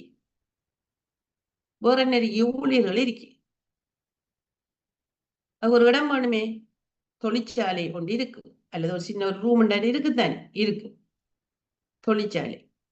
ரைட். வேற அதை முகாமை செய்யற ஒரு ஆள் இருப்பார். இந்த தறியை அடிக்கிற ஆக்களை பார்த்து அவங்க சரியா செய்யற ஆளா, அப்பள விடுற ஆளா, அவளுக்கு சம்பளம் அப்படி கொடுக்குற எத்தனை மணி தேவை, ஒரு முகாமையாளர், ஒரு மேற்பார்வையாளர் இருக்கார். இவ்வளவும் அங்க இருக்கிற உள்ளீடுகள். அப்ப உள்ளீடுகள்ன்றதுல இந்த நில, மூலதன, உழைப்பு, முயற்சி அமைந்து எழுதப்படா. தொழிற்சாலை எடுத்தா அங்க உள்ள உள்ளீடுகள் வரும். உள்ளீடுகள்ட எல்லா வளங்களும். ரைட், வெளியாச்சு. சரி, இப்ப நம்ம ஒரு ஜாம் உற்பத்தி செய்யற நிறுவனத்தை எடுத்தா, அல்லாட்டி பிஸ்கட் உற்பத்தி செய்யற நிறுவனத்தை எடுத்தால், இந்த ஊர்ல என்ன டீமா பிஸ்கட் கம்பெனி, அதை செலக்ட் பண்ணினா அங்க என்ன உள்ளீடுகள்? அங்க பிஸ்கட் கம்பெனில என்ன இருக்கும்? மா இருக்கும், கோதுமை மா, சீனி இருக்கும், ஏனைய உப மூலப்பொருட்கள், அந்த சுவை ஊட்டிகள், மனம், பணத்துக்கு ஒரு சென்ஸ், அதெல்லாம் இருக்கும். அடுத்து என்ன இருக்கும்? இயந்திரங்கள் இருக்கும், ஊழியர்கள் இருப்பாங்க, தொழிற்சாலை இருக்கும், முகாமையாளர் இருப்பார், ரைட், ஸ்டோர் இருக்கும், இவ்வளவு உள்ளீடுகள். சரி, அது அப்ப உள்ளீடுகளுங்க கிட்ட அந்த உள்ளீடுகள் என்று எழுதுவோம். அதிலையும் இந்த உள்ளீடுகளை 2ஆ பிரிக்கலாம். அது கூட படிச்சுட்டேன் போன கிழமை. மாற்றத்துக்கு உள்ளாகும் உள்ளீடு, மாற்றத்தை செய்யும் உள்ளீடு நறுக்கி. இந்த மாற்றத்துக்கு உள்ளாகும் உள்ளீடு ஒன்றிற்கு ஊடர் பொருள் உண்டு, த்ரூபுட்ஸ். அப்ப இந்த 3க்கும் உதாரணம் சொல்லணும். போன முறை வாசிப்பவர் பாருங்க, டிரான்ஸ்ஃபார்மட் இன்புட்டையும் டிரான்ஸ்ஃபார்மிங் இன்புட்டையும் வேறுபடுத்த வேண்டியிருக்கு. ஒரு உதாரணத்தை எடுத்து வேறுபடுத்துக. மாற்றத்துக்கு உள்ளாகும் உள்ளீடு, மாற்றத்தை செய்யும் உள்ளீடு என்பதை வேறுபடுத்துக. இப்ப நான் சொன்ன மாதிரி அந்த மருதமனையில இருக்கிற தரை நிறுவனங்கள் எடுத்தோம்டா, நெசவு தொழிற்சாலை எடுத்தோம்டா, அங்க மாற்றத்துக்கு உள்ளாகும் உள்ளீடு என்ன? மாற்றத்துக்கு உள்ளாகும் உள்ளீடு என்ன? நூல். நூல் தான் துணியா மாறுது. அப்ப மாற்றத்துக்கு உள்ளாகும் உள்ளீடு நூல். வெளியீடு என்ன வருது? துணி. மாற்றத்துக்கு உள்ளாயிட்டு தானே. சரி, மாற்றத்தை செய்யும் உள்ளீடு என்ன? அங்க என்ன? யார் இந்த மாற்றத்தை செய்யறாங்க அங்க? இல்லாட்டி எந்த மெஷின் செய்யுது? மாற்றத்தை செய்யறது யாரு? ஊழியர்கள். நூலை துணியா மாற்ற என்ன? ஊழியர்களும் இயந்திரங்களும். இயந்திரத்துல உதவியோட ஊழியர்கள் செய்யறாங்க. Right, okay. இப்ப இதுக்குள்ள ஊடறு பொருள் என்ன? ஊடறு பொருள் என்ன? தொழிற்சாலை பொறுத்தளவுல ஒரு மூலப்பொருள் இருக்கும், அது ஆரம்பத்திலிருந்து கடைசி செயற்பாடு வரைக்கும் அது பங்கு பற்றும் அந்த செயற்பாட்டு முறைமையில. அப்படி பார்த்தாலும் நூல் தான். எது? இந்த தொழிற்சாலையில, நெசவு தொழிற்சாலையில நூல் தான் ஆரம்பத்திலிருந்து கடைசி ப்ரோசஸ் வரையும் அந்த செயற்பாடுல இருக்கும். டை போடுறண்டாலும் அந்த நூலுக்கு தான் போடுவோம், பசை போடுறண்டாலும் அந்த நூலுக்கு தான் போடுவோம். சரியா? அப்ப நூல் தான் நெய் ரெண்டாலும் அந்த நூல் தான் வேணும். அந்த நூல் தான் மாற்றத்துக்கு உள்ளாகி சீலையா மாறுது. சரி. அதே போல பிஸ்கட் கம்பெனி எடுப்போம். அங்க ஊடற பொருள் என்ன? மாற்றத்துக்கு உள்ளாகிறது என்ன? ஆரம்பத்துல கோதுமை மாவா இருந்தது, பிறகு பிஸ்கட்டா மாறுது. விதகரமான மூலப்பொருள் என்ன? கோதுமை மாவு. அதுதான் அதோட மில்க்கும் சேர்ப்பாங்க. ஏனே சுகர், ஏனே எசன்ஸ் அதுல சேர்ந்து கடைசியில அது வெளியீடாக பிஸ்கட்டா வருது. மாறிட்டு. இடையிலே என்ன நடக்குதோ அதான் கன்வர்ஷன் ப்ரோசஸ். மாற்றல் செய்முறைங்கிறது அதான் மாறல் செய்முறைங்கிறது. இதுதான் எப்படியாவது பிஸ்கட்டா மாறினேன், எப்படி நூல் சீலையா மாறினேன், அத மாறல் செய்முறை என்னென்ன செஞ்சு நாம அதான் மாறல் செய்முறை. ரைட். இப்ப 2 உதாரணம் சொல்லிட்டேன். ரைட். அப்ப துருப்புட்டும் உங்களுக்கு விளங்கிட்டு. சரி. இப்ப நம்ம சேவை நிறுவனத்தை எடுப்போம். யூனிவர்சிட்டி எடுப்போம். யூனிவர்சிட்டியில சேவை நிறுவனத்தை செலக்ட் பண்ணுங்கண்டா ஒரு பாடசாலை அல்லது ஒரு பேங்கு அல்லது ஒரு கல்வி நிறுவனம் அல்லது ஒரு யூனிவர்சிட்டி ஏதோ ஒண்ணு நீங்க செலக்ட் பண்றீங்க. சரி, யூனிவர்சிட்டின்னு எடுப்போம். உள்ளீடுகள் என்னங்க? நில மூலதன உழைப்புன்னு எழுதுற இல்ல. மாணவர்கள், விரிவுரையாளர்கள், ஏனைய உத்தியோகத்தர்கள், மற்றது அட்மினிஸ்ட்ரேட்டர்ஸ், அதாவது ஏனைய அட்மினிஸ்ட்ரேட்டர்ஸ் என்ன? அவங்களோட அந்த மேற்பார்வையாளர்கள், நிர்வாகிகள், சரி, புத்தகங்கள், உபகரணங்கள், கம்ப்யூட்டர், சாஃப்ட்வேர், வெஹிக்கிள், அங்க இதெல்லாம் உள்ளீடுகள் தான். நான் முதல்ல சொன்னேன் ஸ்டூடெண்ட், லெக்சரர்ஸ். ஏன்னா ஸ்டூடெண்ட் இல்லாம யூனிவர்சிட்டி இல்லை. நோக்கம் என்ன? யூனிவர்சிட்டி ஏன் இருக்கி பட்டதாரிகளை, சிறந்த பட்டதாரிகளை, திறமான பட்டதாரிகளை உருவாக்கி சமூகத்துக்கு, தொழிலுக்கு கொடுக்கறதுக்கு, தொழிற்சந்தை கொடுக்க போறோம். அப்ப மாணவர்கள் தான் அங்க என்ன செய்யணும்? வெளியீடு என்ன? தரமான பட்டதாரிகள். இப்ப வெளியீடுகளுக்குள்ள தரமான பட்டதாரிகள் வருது. பிஸ்கட் கம்பெனில பிஸ்கட் வரும். நெசவு தொழிற்சாலையில சாரம் அல்லது துணி, சாரி ஏதோ வருது. ரைட். அப்ப யூனிவர்சிட்டியில வெளியீடுகள் பட்டதாரிகள். ரைட். இடையில என்ன நடக்குது? மாறுறது எப்படி? நாங்க ஒரு அண்டர் கிராஜுவேட் ஒரு ஸ்டூடெண்ட எப்படி நாங்க பட்டதாரியா மாற்றோம்? அதுக்கு இடையில சில செயற்பாடுகள் நடக்குது. இப்ப அதுல ஒன்றுதான் செமினார் நடக்கிறது. செமினார் நடக்கிறது உங்களுக்கு எக்ஸ்டர்னல் டிகிரியை பொறுத்தவரை செமினார் நடத்துறது, குயிஸ் எழுத வைக்கிறது, அசைன்மெண்ட் எழுத வைக்கிறது. ரைட். உங்களுக்கு வேற எக்ஸ்டர்னல் பொறுத்தவரை வேற கருத்தரங்களை நடத்துறது, நீங்க வந்து எக்ஸாம் எழுதுறது, உங்களுக்கு ரிசல்ட்ஸை தாரது, உங்களுக்கு கைட் பண்றது, அறிவுரைகளை வழங்குறது, உங்களுக்கு சில பிராக்டிகல்களை தாரது. ரைட். அப்ப இதெல்லாம் தான் மாற்றல் செய்முறை. இந்த மாற்றல் செய்முறையில யாரு கூடுதல என்ன துருப்புட்டு என்ன? எது முக்கியம்? எது மாறுது? மாணவர்கள் தான் பட்டதாரியா மாறுறாங்க. இப்ப இடையில எவ்வளவு மாறல் செய்முறை நடக்குது. சரியா? அப்ப இப்ப இடையில என்ன நடக்க போகுது? இந்த தரமான பட்டதாரிகளை உருவாக்குறதுல சில நேரம் சில இடையூறுகள் வருது. என்னது? எழுமாட்டான தளம்பல்கள். இது எழுமாட்டான தளம்பல்கள், ரேண்டம் பிளக்சுவேஷன் சொல்றேன். அது செய்முறையை தாக்கும். எழுமாட்டான தளம்பல்கள்ண்டா எதிர்பாராத, கட்டுப்படுத்த முடியாத காரணிகளால் மாற்றல் செய்முறையில் ஏற்படும் தாக்கம். இப்ப ஒருபடின்னு சொன்னார் என்ன? மருதமுனையில பாவக்கட்டுண்டாரு. அது என்ன? எழுமாட்டான தளம்பல். நம்ம கொண்ட்ரோல்ல இல்லையே அது. அதால அவர் என்ன செய்யறாரு? ஜாயின் பண்றாரு, விலகுறாரு, திரும்ப ஜாயின் பண்றாரு, விலகுறாரு. அது கட்டுப்படுத்தல. எழுமாற்றமான தளம்பல்களால ஒழுங்கா லிசன் பண்ண இயலாம உங்களுக்கு இருக்கி. அப்ப அது ஒரு தாக்கம் செலுத்தும் தானே வெளியீட்டுல. பவர் கட் இயற்கையான அர்த்தம். இப்ப திடீர்னு இடி முழக்கம் மழை பெஞ்சிட்டு இருந்துச்சுன்னா நான் செமினாரை கட் பண்ணிடுவேன். திரும்ப டிலே ஆகும் ப்ரோக்ராம். உரிய நேரத்துக்கு வெளியிட செய்யலாம போகுது. அப்படித்தான் முதல் சவுத் ஈஸ்டர்ன் யூனிவர்சிட்டியில கொரோனா, அடுத்தது வந்து கொரோனாவும், ஃபைனான்ஸ் கிரைசிஸ், பெட்ரோல் கிரைசிஸ் இதெல்லாம் இருந்துச்சு. எக்ஸாம் உரிய டைமுக்கு ஷெட்யூல் பண்ணியே நான் போயிட்டு ஈவன் செமினார் நடத்துறா கூட பிள்ளைகள்கிட்டையும் கூட மனநிலை பாதிப்பா இருந்துச்சு.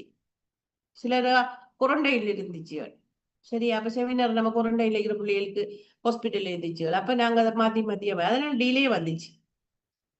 நீங்க டிலே கதைக்கிறேன். நாங்க யூஜிசில இருந்து ரிப்ளை வரும். நாங்க ஜஸ்டிபிகேஷன் கொடுப்போம். யூனிவர்சிட்டி ஹர்த்தால எவ்வளவு காலம் மூடிப்பட்டுச்சு, எவ்வளவு காலம் இதால மூடிப்பட்டுச்சு.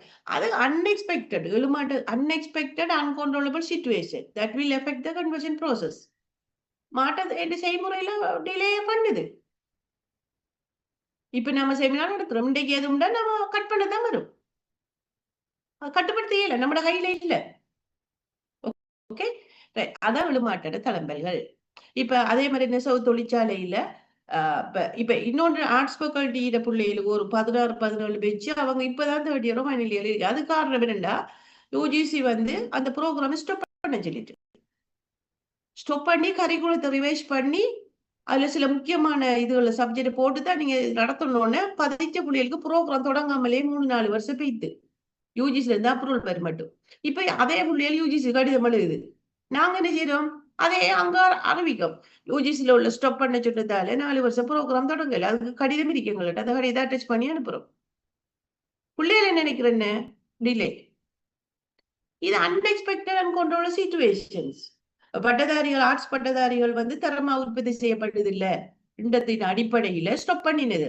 எல்லா யூனிவர்சிட்டிலையும் ஆர்ட்ஸ் ஸ்டாப் பண்ணிட்டேன். மேனேஜ்மெண்ட் போனேன். அப்ப 16-17 பேஜ்ல மேனேஜ்மெண்ட் பிள்ளைகள் பாஸ் அவுட் ஆகுது. ஆர்ட்ஸ்ல இப்ப ஃபைனல் இயர்ல இருக்கிற காரணம் யூனிவர்சிட்டியில இல்ல. பிள்ளைகள் என்ன செய்யறோம்னா யூஜிசிகள் யூனிவர்சிட்டி போல எங்களுக்கு நடத்தல அதில இது. நாங்க அதை எடுத்து அதே அப்படியே தடுப்பி விட்டா சரி.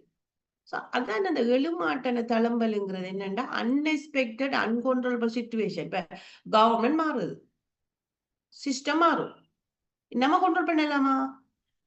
இப்ப உங்களோட ப்ரோக்ராம் போகுது, இமீடியட்டா சேர்க்குலர் வருது, பிபிஏ ப்ரோக்ராம் ஸ்டாப் பண்ணுங்க, நாங்க திரும்ப தரும் வரைக்கும் நாங்க ஸ்டாப் பண்ண தமனும். இப்ப என்ன செய்யலும்? இத விளங்குறல்ல, எத்தனை தெரிஞ்சனாலும் விளங்குறல்ல. சரி, ஓகே. இப்ப ஒரு லெக்சரர் ஒரு நாள் லெக்சர்ஸ் ஷெட்யூல் பண்ணிட்டார். இன்றைக்கு அவர் திடீர்னு சோம் இல்ல, என்ன செய்யற? கட். ரைட்?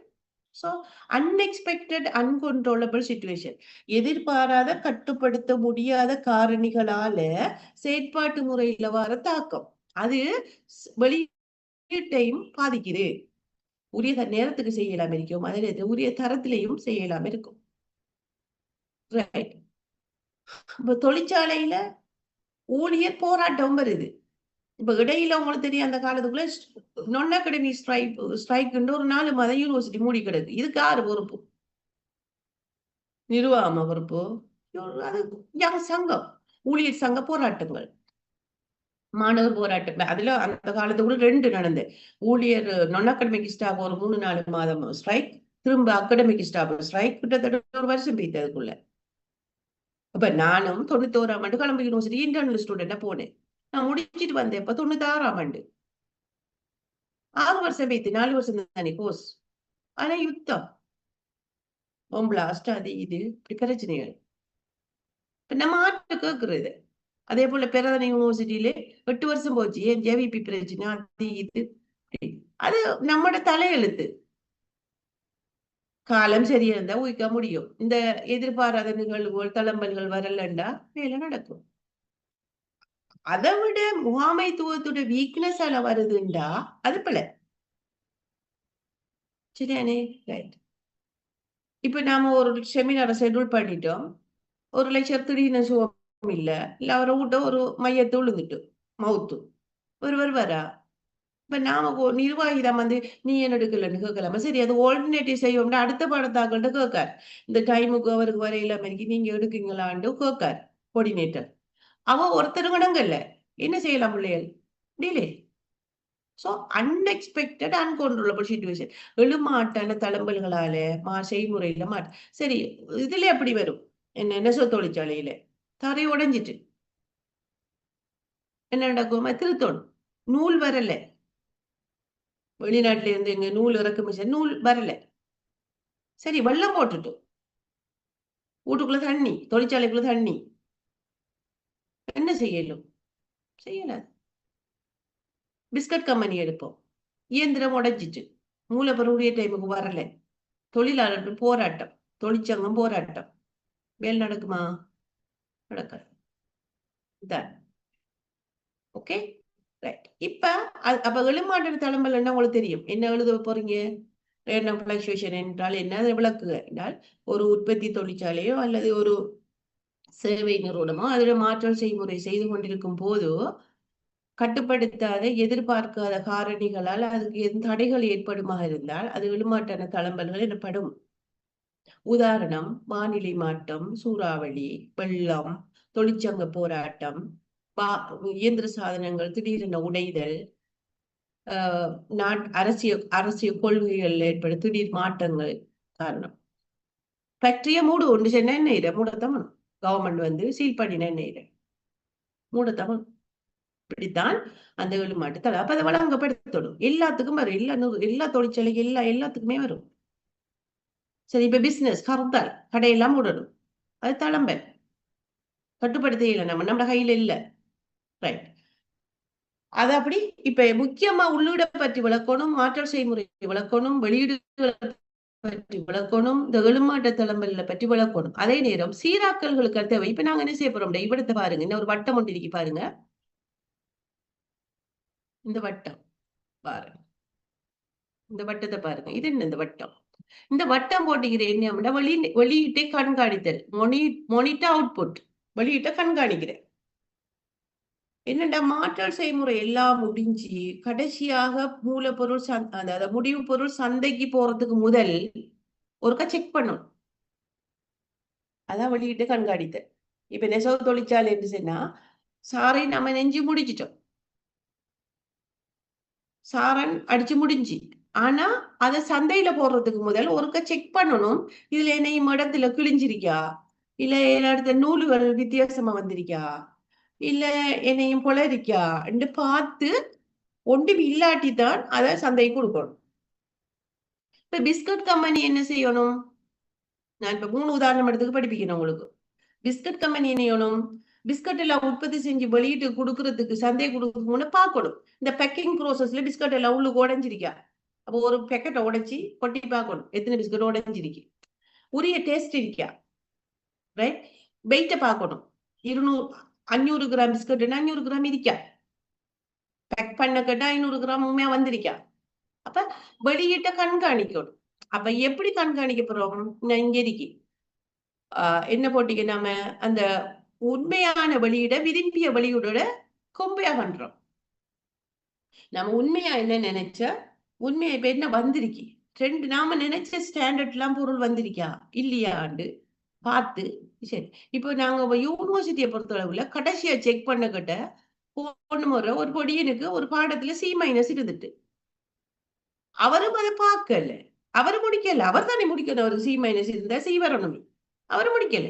கடைசியா பிள்ளைகள் கான்வெகேஷனுக்கு போகட்டவா அவரு நாங்க அதை செக் பண்ணகிட்ட என்ன நடக்கும், ஆபீஸ் எக்ஸாமினேஷன் பிரான்ச் வந்து அதை செக் பண்ணக்கல ஒரு C- இருக்கு. அப்ப அவர் என்ன வெளியிட்ட கண்காணிக்கம் அவுட்புட்டா கொடுக்கறதுக்கு முதல் பார்த்தா ஒரு C- இருக்கு. அப்ப என்ன நடக்கும்? அவருக்கு டிகிரி கொடுப்படாது. இவர் இல்ல, எனக்கு எவ்வளவு நாள் பெய்த்து, நான் பித்தி பெய்த்தேன், எனக்கு திரும்ப ஒரு வருஷம் போக என்ன தாங்கன்னு குளர்னா சரி என்ன செஞ்சு கொடுப்பாங்களா? கொடுக்க மாட்டாங்களே. அப்ப வெளியிட்ட கண்காணித்து எல்லாம் ஓகே, ஜிபி எல்லாம் ஓகேன்னு தான் அவர் சந்தைக்கு போறார். இல்லாட்டி அவரு திரும்ப ரீவொர்க் பண்ணணும். இதுதான் வெளியிட்டு கண்காணித்து. சரி, ஓகே. இப்ப மேத்ஸ்ல ஓஎல்ல மேத்ஸ் பாடத்துல சி எடுக்கணும் கட்டாயம் ஒரு டிகிரி ஹோல்டர். அது இல்லாட்டி என்ன இது? அதுவும் பாக்குறேன். சரி, லாங்குவேஜ்ல தமிழ்ல சிங்கள லாங்குவேஜ்ல எஸ் எடுக்கணும், மேத்ஸ்ல சி கட்டாயம் எடுக்கணும். வெளியிட்ட கண்காணிக்கணும். அது உங்களுக்கு அட்மிஷன் செய்ய கிடையாது, கண்காணிச்சுட்டாங்க ஏற்கனவே. அப்ப அது சரியா இருக்கும். சரி, ஓகே. அப்ப இவ்வாறு வெளியிட்ட கணக்கு. இது என்ன சீராக்கல்களுக்கான தேவை இன்னொன்று இருக்கு. அட்ஜஸ்ட்மெண்ட் நீடட் இங்கிலீஷ்ல சொல்ற அட்ஜஸ்ட்மெண்ட் நீடட் இங்கிலீஷ்ல சீராக்கல்கள் தேவை. அது என்னது? இப்ப நம்ம ஒப்பீடு செஞ்சு பார்க்கும் உண்மையா நம்ம விரும்பின உண்டு இப்ப வந்திருக்கிறது உண்டு. இப்ப நமக்கு பார்க்கும் ஏதோ ஒரு வேறுபாடு உண்டு இருக்கு. அந்த வேறுபாடு இருக்கிறதால இப்ப சீராக்கம் செய்யணும் அதை. அப்ப அந்த சீராக்கல்கள் தேவையை நடுவுல போடுறோம். அந்த பிழை எப்படி வந்திருக்கும்? ஒன்று உள்ளீட்டுல வந்திருக்கணும் பிழை, அல்லது மாற்றல் செய்முறையால தான் இந்த மாற்றம் வந்திருக்கணும், அந்த வித்தியாசம் வந்திருக்கணும். நாம விரும்பின வெளியீடு வெள்ளை கலர்ல 200 gram Lux soap, jasmine smell, மல்லிகை மனம், இது நம்மள விரும்பினது.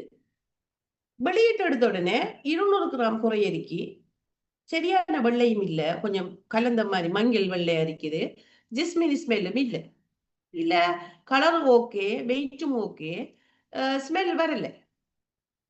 எங்க போல நடந்திருக்கும்? ஒன்று உள்ளீட்டுல போல நடந்திக்கணும், இல்லாட்டி செய்முறையில போல நடந்திக்கணும். இப்ப நம்ம கறி சமைக்கும், கறியில் மீன் கொஞ்சம் பழுதா போய்த்து, ஒன்று நாம நினைக்கணும் மீன் பழுதான மீனை பாவிச்சிருக்கணும், இல்ல ஆக்கங்களை நாம நினைச்சிருக்கணும், பிந்தியாக்கிருக்கணும். அதை வாங்கிட்டு வர கிட்ட உள்ளிட சரியா இருந்திருக்கும், நம்ம உரிய டைமுக்கு சமைக்காம விட்டு பழுதா இருந்துருக்கலாம். அப்ப செய்முறையிலையும் போல வரலாம். அதே போல நம்ம ஒரு ஷர்ட் உற்பத்தின்னா துணி நல்லம் நம்ம கட் பண்ண கிட்ட போல விட்டுட்டோம். ஒரு குளரும் 2 குளரை மடிச்சு பார்த்தா ஒன்று பெருசா இருக்கு, ஒன்று சின்னதா இருக்கு. அப்ப கட்டிங்ல போல, இல்ல ஜாயினிங்ல போல, தைக்கிறதுல போல. அப்ப எங்கேயோ பிரச்சனை வரும், ஒன்று இன்புட் இல்ல அல்லது மாற்றல் செய்முறையில. அப்ப மாற்றல் இப்ப நாங்க யோசிக்கிறோம் மாற்றல் செய்முறையில். இப்ப நாங்க ஆன்லைன்ல இப்ப நான் உண்மையா யோசிக்கிறேன். இப்ப நான் தான் டைரக்டர் சிடிபிஎல், கேள்விப்பட்டீங்களா? எனக்கு சிடிபிஎல் இப்ப பிரசன்டா நான் தான் வந்திருக்கிறேன். சரி, ஓகே. இப்ப நாங்க பார்த்தோம் பிள்ளைகள பெர்ஃபார்மன்ஸ் நல்லா குறைஞ்சிருக்கு. சில பிள்ளைகளுக்கு கதைக்கே தெரிய லெக்சர்மாரோட வந்து டீச்சர் ரெண்டாண்டைக்கு ஒரு உள்ள வந்து என்ன கூப்பிடுது, என்ன நேரடியா சந்திக்க வந்த பிள்ளை, டீச்சர் நான் உங்களை சந்திக்க வந்தேன், நான் என்ன டீச்சர் ஸ்கூல்ல இருக்கேன், ஒன்று மேடம் கூப்பிடுங்க, இல்ல வேற வழி ஒன்றும் இல்லையே, வேணா மேடம் தான் கூப்பிடணும், மிஸ்ஸும் இல்லை, நான் மிஸ்ஸஸ் தானே, தப்பி தவறி மிஸ் கூப்பிட்டாலும் பிரச்சனை இல்லை. அப்ப வந்து டீச்சர் கேட்கலாமா, அதுக்கு ஒரு லெக்சரர் கூப்பிடலாமா? உங்களுக்கு தான் தெரியணும் கம்யூனிகேஷன் எப்படி செய்யறது, மற்றது கதைக்க தெரியா, எப்படி பிஹேவ் பண்ணு தெரியா. அப்ப அதெல்லாம் என்ன எப்படி நாங்க செய்ய போறோம்? இந்த மாற்றல் செய்முறையில மாற்றத்தை கொண்டு வர, எப்படி மாற்றல் செய்முறையில மாற்றம் ஆன்லைன்ல உங்களுக்கு நடக்கிற செமினார் எல்லாம் உடம்பும் தெரியா, உங்களுக்கு கூப்பிடையும் தெரியா, எப்படி கிளாஸ்ல இருக்கிறேன்னு தெரியா, எப்படி எக்ஸாம்ல இருக்கிறேன்னு தெரியா, எக்ஸாம் ஹாலுக்கு வந்து கத்துது, எக்ஸாம் ஹாலுக்குள்ள எந்த படினா கதைக்கப்பட, அதுதான் 10 நிமிஷத்துக்கு முன்னாடி கதையெல்லாம் முடிச்சிடும் வெளியால. எப்படி how to behave in the exam hall, how to behave in the lecture hall, how to behave with the lecturer, இதெல்லாம் எங்க பார்க்க போறீங்க? இந்த ஆன்லைன்ல உங்களுக்கு இப்ப நீங்க தூங்கிட்டு கேட்டுக்கிருப்பீங்க, சில பிள்ளைய வேற வேலை செஞ்சுட்டு கேட்டுக்கிறாங்க. அப்ப பிசிக்கலா வந்த கிளாஸ்ல என்ன 2 விஷயம் நடக்கும். ஒன்று, நீங்க நல்லா ஆக்டிவா இருப்பீங்க, தூங்க மாட்டீங்க. அடுத்தது பக்கத்துல இருக்கிற பிள்ளையோட ஒரு ஃப்ரெண்ட்ஷிப் வரும், குரூப்புக்கு தரலாம் நாங்க உங்களுக்கு, அவடத்துல உங்களை மொனிட்டர் பண்ணலாம், உங்களோட முகத்தை பார்த்து இது பிள்ளைகளுக்கு விளங்குதா இல்லையாண்டு செய்யலாம், அது குயிக்காவும் செய்யலாம். இப்ப இந்த ஆன்லைன் பிரச்சனை, கரண்ட் போற பவர் கட் ஆகுற வார இந்த பிரச்சனையும் இல்லை. அப்ப அதுக்கு அட்லீஸ்ட் வந்து இப்ப 2 கிளாஸ்னாலும் சரி பிசிக்கலாவும் 2 ஆன்லைன் வெப்பமாண்டு ஒரு திங்கிங் கொண்டு போகுது. ஆர்ட்ஸ் பக்கத்துல முழுக்க பிசிக்கலா நடக்குது, அதுவும் யூஜிசில இருந்து வந்த எல்லாம் நேரடியா தான் செமினார், உங்களுக்கு ஆன்லைன்ல வச்சுக்கோம். சரியா? ஒரு கிழமையில ஒரு தடவை யூனிவர்சிட்டிக்கு வந்து போறதெல்லாம் ஒன்றும் குறையிடல. சோ ஒரு தடவை இருந்தாலும் சரி, அத ஒரு செமினார் இருந்தாலும் சரி வந்து நீங்க உரிய லெக்சரோட கதைச்சு உங்களோட பிரச்சனையில செஞ்சு சிடிபிஎலுக்கு மூலம் அப்படி மாற்றல் செய்முறையில மாற்றத்தை கொண்டு வருவதன் மூலம் வெளியீடு தரமா உருவாக்கலாம், அல்லது உள்ளீடுகள்ல மாற்றத்தை கொண்டு வரணும். இப்ப நம்ம 3 எஸ் எடுத்த பிள்ளைக்கு அட்மிஷன் கொடுக்கும், எல்லா ஸ்ட்ரீமும் வரலாம். அப்ப பிழை அவுட்புட்ல வந்து வெளியீடு தரம் குறையறிக்கின்றா அந்த தரம் யூனிவர்சிட்டி பொறுத்த ஒன்று உள்ளீட்டுல பிள்ளை இருக்கணும், அல்ல மாற்றல் செய்முறையில இருக்கணும். உள்ளீடு நம்ம எப்படி எடுக்கும்? 3 எஸ் 30 மார்க்ஸும் இருக்கணும், 30 ஜெனரல் டெஸ்டும் 3 எஸ்ஸும் இருக்கலாம். இப்ப 3 சீரிக்கணும்னா என்ன செய்யறேன்? அட்மிஷன் குறையும். அப்ப உள்ளீடு தரம் கூட இருக்கு. இப்ப நீங்க பாருங்க, B2C எடுத்த புள்ள குயிக்கா நல்ல ரிசல்ட்ஸ் எடுத்து போகுது. யூனிவர்சிட்டியில அப்படி இப்படி தட்டுப்பட்ட புள்ள நல்ல ரிசல்ட்ஸ் எடுக்குது.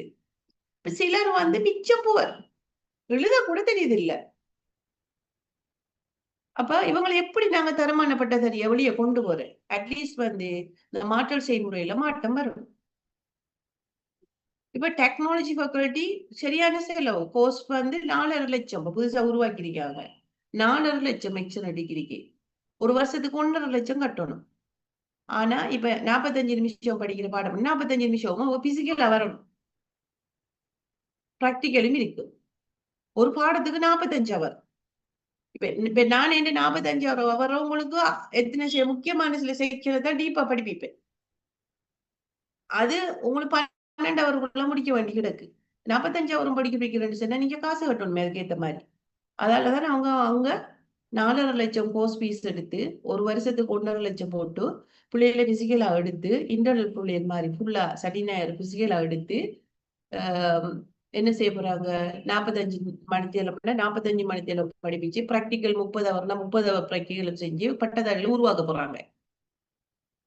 அப்ப வெளியீடு எப்படி இருக்கும்? அவுட்புட் குவாலிட்டியா நிக்கும். 80% அட்டண்டன்ஸும் ஆக போறாங்க. கிட்டத்தட்ட அப்ரூவல் ஆயிட்டு.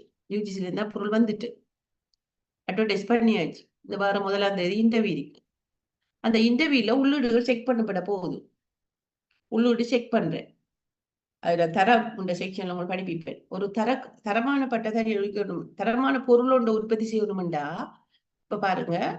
சரி, இதை முடிச்சுட்டு அதுக்கு வாரனே. சரி, இப்ப சீராக்கங்கள் தேவை. ரைட், சீராக்கள் எங்க செய்யணும்? ஒன்று உள்ளீட்டுல செய்யணும், இல்ல மாற்று செய்முறையில செய்யணும். இப்ப உள்ளீட்டுல செய்யறேன்னா நாங்க என்ன செய்யணும்? நாங்க விரும்பின மாதிரி வெளியீடு வருது இல்ல.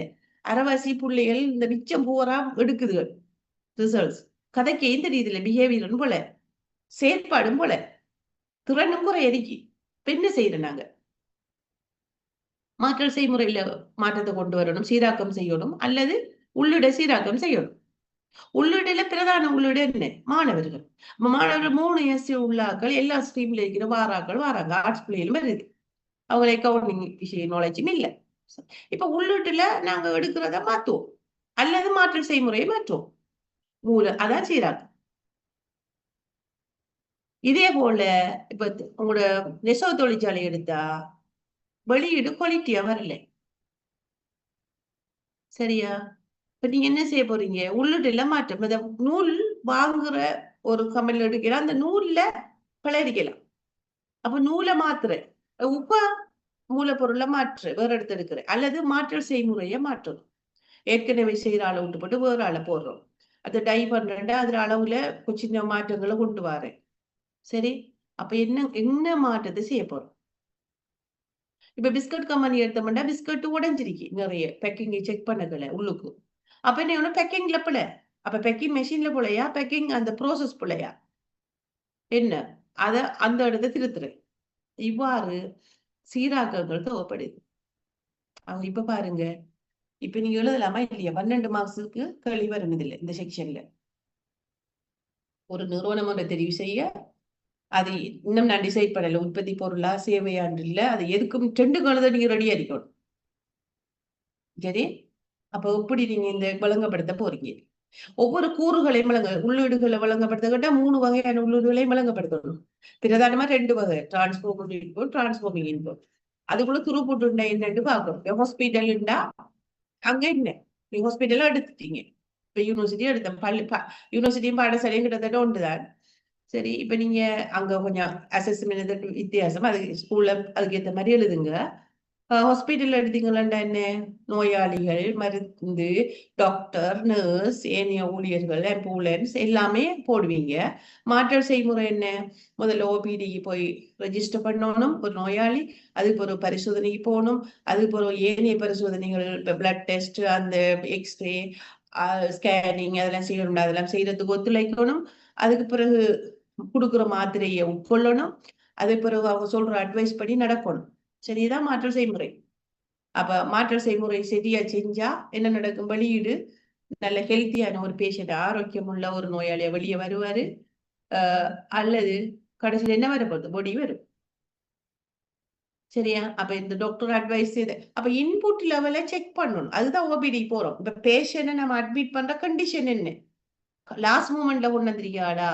இல்ல வேற வச்சு ட்ரீட்மெண்ட் செய்யலாமா? இத பார்த்து அட்மிஷன் குடுக்கும். கவர்ன்மெண்ட் ஹாஸ்பிட்டல்ல சாகுற கட்டத்துல போனாலும் அட்மிஷன் குடுப்பாங்க. பிரைவேட்ல அப்படி இல்ல. சரி, ஏன்னா அவனோட டெத் ரேட் கூடினா அவனோட ஹாஸ்பிட்டலுக்கு நல்ல மீடியா. ரைட்? அப்ப உள்ளீடுகள் என்ன என்று எழுதுறீங்க? மாற்றம் செய்முறை. அங்க என்ன மாற்றம் செய்முறை ஹாஸ்பிட்டல்ல இப்ப நான் சொல்லிட்டேன். அதை எழுதுற வெளியீடு என்ன? சரி. அங்கேயுமே இந்த எழுமாற்றின தளம்பல்கள் இருக்கு. காலநிலை ஏற்படுற மாற்றம்.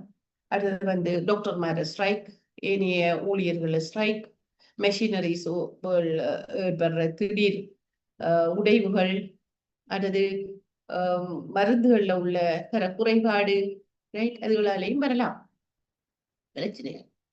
இவ்வாறு நீங்க எழுது. இப்ப 30 மார்க்ஸுக்கு நீங்க படிச்சிட்டீங்க. சரியா? நான் 30 மார்க்ஸுக்கு உங்களுக்கு இப்ப இந்த 2 ஹேண்ட் அவுட் படிச்சா உங்களுக்கு வருது. ரைட்? இப்ப அதுக்கு பிறகு இந்த செயற்பாடுகள் முகாமையின் தொழிற்பாடுகள்ல 4 வகை இருக்குது. இதை நான் படிப்பிச்சிட்டேன். பொருள் உருவாக்கும் செயற்பாடுகள், போக்குவரத்து செயற்பாட்டு முறைமை, அது பிறகு வளங்கள் செயற்பாடுகள் முறைமை, சேவை செயற்பாடுகள் முறைமை என்று இந்த உலகத்தில் உள்ள எல்லா நிறுவனங்களையும் 3 கட்டத்துக்குள்ள 4 கட்டத்துக்குள்ள வகுக்கலாம். ஒன்று பொருள் உருவாக்கும் செயற்பாடுகள் முறைமை. அடுத்தது போக்குவரத்து செயற்பாட்டு முறைமை. அடுத்தது வளங்கள் செயற்பாட்டு முறைமை. அடுத்தது சேவை செயற்பாடுகள் முறைமை. இவ்வாறு உலகத்தில் உள்ள எல்லா நிறுவனத்தையும் இந்த 4 செயற்பாட்டு முறைமைக்குள்ள கொண்டு வரலாம். பொருள் உருவாக்கும் செயற்பாடுகள் முறைமை என்று சொன்னா கடைசியில ஒரு பொருள் ஒன்று உற்பத்தி செய்யப்படும். அதாவது தொட்டுணரக்கூடிய பொருளை உற்பத்தி செய்யற எல்லா நிறுவனங்களும் பொருள் உருவாக்கும் செயற்பாடு முறைமைக்குள்ள வரும். எதுவும் கடைசியில வெளியீடு தொட்டுணர பொருள் அடிக்கணும். சுகர் ஃபேக்டரி எல்லாம் வரும். இந்த உற்பத்தி எப்படியும் நடக்கலாம். வேலை உற்பத்தி அடிக்கலாம், பாரிய உற்பத்தி, அது நம்மளங்கப்படுத்த இந்த முறைகள், உற்பத்தி முறைகள் இது இப்படி இருக்கு. சரி, இந்த போக்குவரத்து செயற்பாடுகள் முறைமைன்னு சொன்னா எல்லா டிரான்ஸ்போர்ட் சிஸ்டமும், புகையிர சேவை, பஸ் சேவை, ஓட்டோ சேவை, பிக்மி இருக்கு, இப்படி அந்த சேவைகள் எல்லாம் இருக்குதானே நிறுவனங்கள். அது அடுத்த விமான சேவை, கப்பல் சேவை எல்லாம் போக்குவரத்து. போக்குவரத்துல என்ன செயற்பாடு முறைமை என்ன? ஒரு பொருளினுடைய அல்லது ஒரு நபரினுடைய இடம் மாற்றப்படுது. இதன்படி பொருளினுடைய அல்லது நபர்களின் இடம் மாற்றப்படுகின்றது. இன்றைக்கு நீங்க இப்ப ஒலிவில்ல நிக்கீங்கன்னு சொன்னா பஸ் எடுத்தா நாளைக்கு நீங்க விரும்பின வேற இடத்துல நிப்பீங்க. அப்ப அந்த பஸ் சேவையால உங்களுக்கு இடம் மாற்றப்படுது.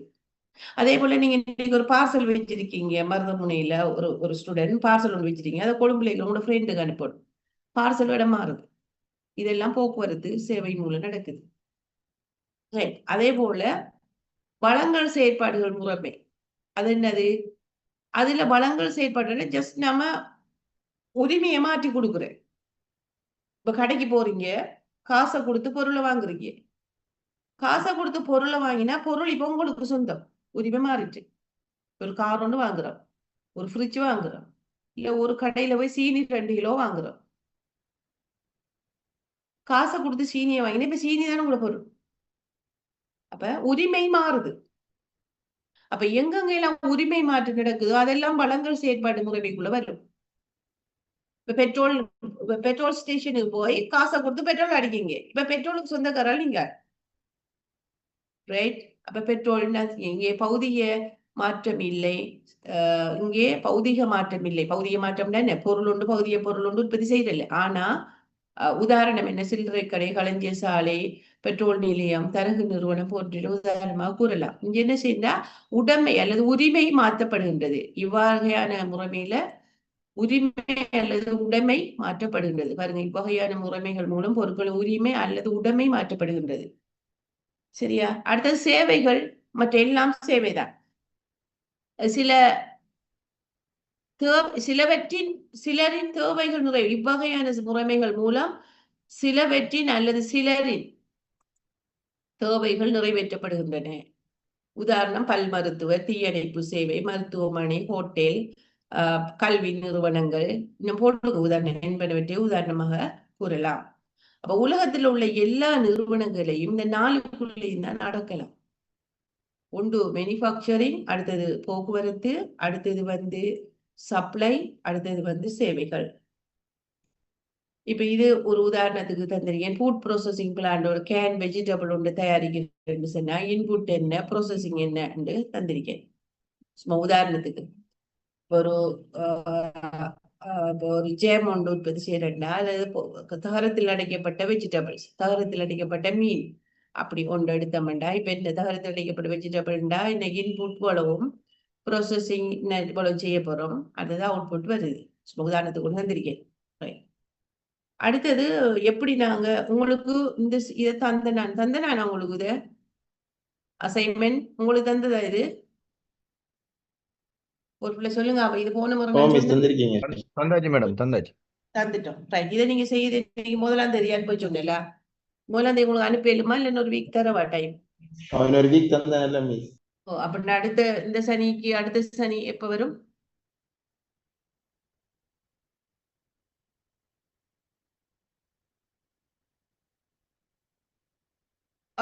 எட்டாம் தேதியா? 8ஆம் தேதி வரும் என்ன? அப்ப 8ஆம் தேதி அனுப்புங்க. 8, 11, 25. இப்ப நான் கொஞ்சம் கூட வழங்கப்படுத்திருந்தானே, அப்ப உங்களுக்கு நல்லா எழுதலாம் இப்ப.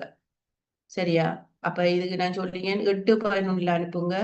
என்ன விஷயம், நிறுவனம் ஒன்றை தெரிவு செய்ய அதனுடைய உருவாக்கம் மற்ற இலக்குகள் தந்திரோபாயங்கள் பற்றி எழுதுங்க. சரியா? நிறுவனத்தோட உற்பத்தி பொருள் ஒன்றை தெரிவு செய்யுங்க. உற்பத்தி பொருள், பிசிக்கலான பொருள். ரைட். செயற்பாடு முகாமைத்தோட செயற்பாட்டு முறைமை மாதிரியே வரைக. செயற்பாடு முறைமையின் மாதிரிகள் ஒவ்வொரு கூறுகளையும் உதாரணத்துடன் விளக்குக. நிறுவனத்தின் செயற்பாடுகள் முகாமைத்துவம் எதிர்நோக்குகின்ற சவால்களை குறிப்பிட்டு அவற்றுக்கான தீர்வுகளை முன்வைക്കുക. அவ்வளவுதான். இப்ப எத்தனை 5 தொடங்க 8 பிரிண்டட் டாக்குமெண்ட்னா கையால் எழுதுறேன்னு சொன்னா 10 தொடங்க 12 பக்கங்கள். இன்னைக்கு 8ஆம் தேதி கிடைக்கிற மாதிரி நீங்க 7 மாணாக்கள் கொண்டு வந்து தரலாம். ரைட். அதே நேரத்துல மெயிலும் பண்ணலாம். சரியா? எனக்கு மெயில் இந்த ஐடி பண்ணுங்களா? மெயில் தாரேன் உங்களுக்கு, இதுல போட்டு விடுறேன், இதுக்கு பண்ணி விடுங்க.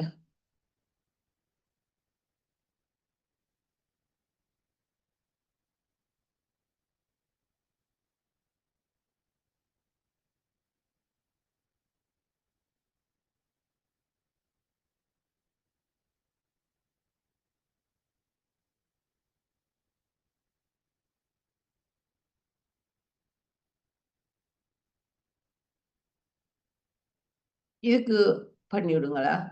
இந்த இந்த இந்த இதுக்கு மெயில் பண்ணுங்க.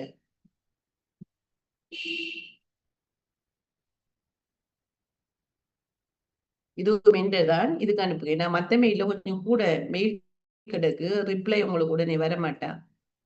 அதால இந்த மெயிலுக்கு பண்ணி விடுங்க. அது போட்டிக்கணும், அப்படியே நான் உங்களுக்கு அனுப்புவேன் இப்ப.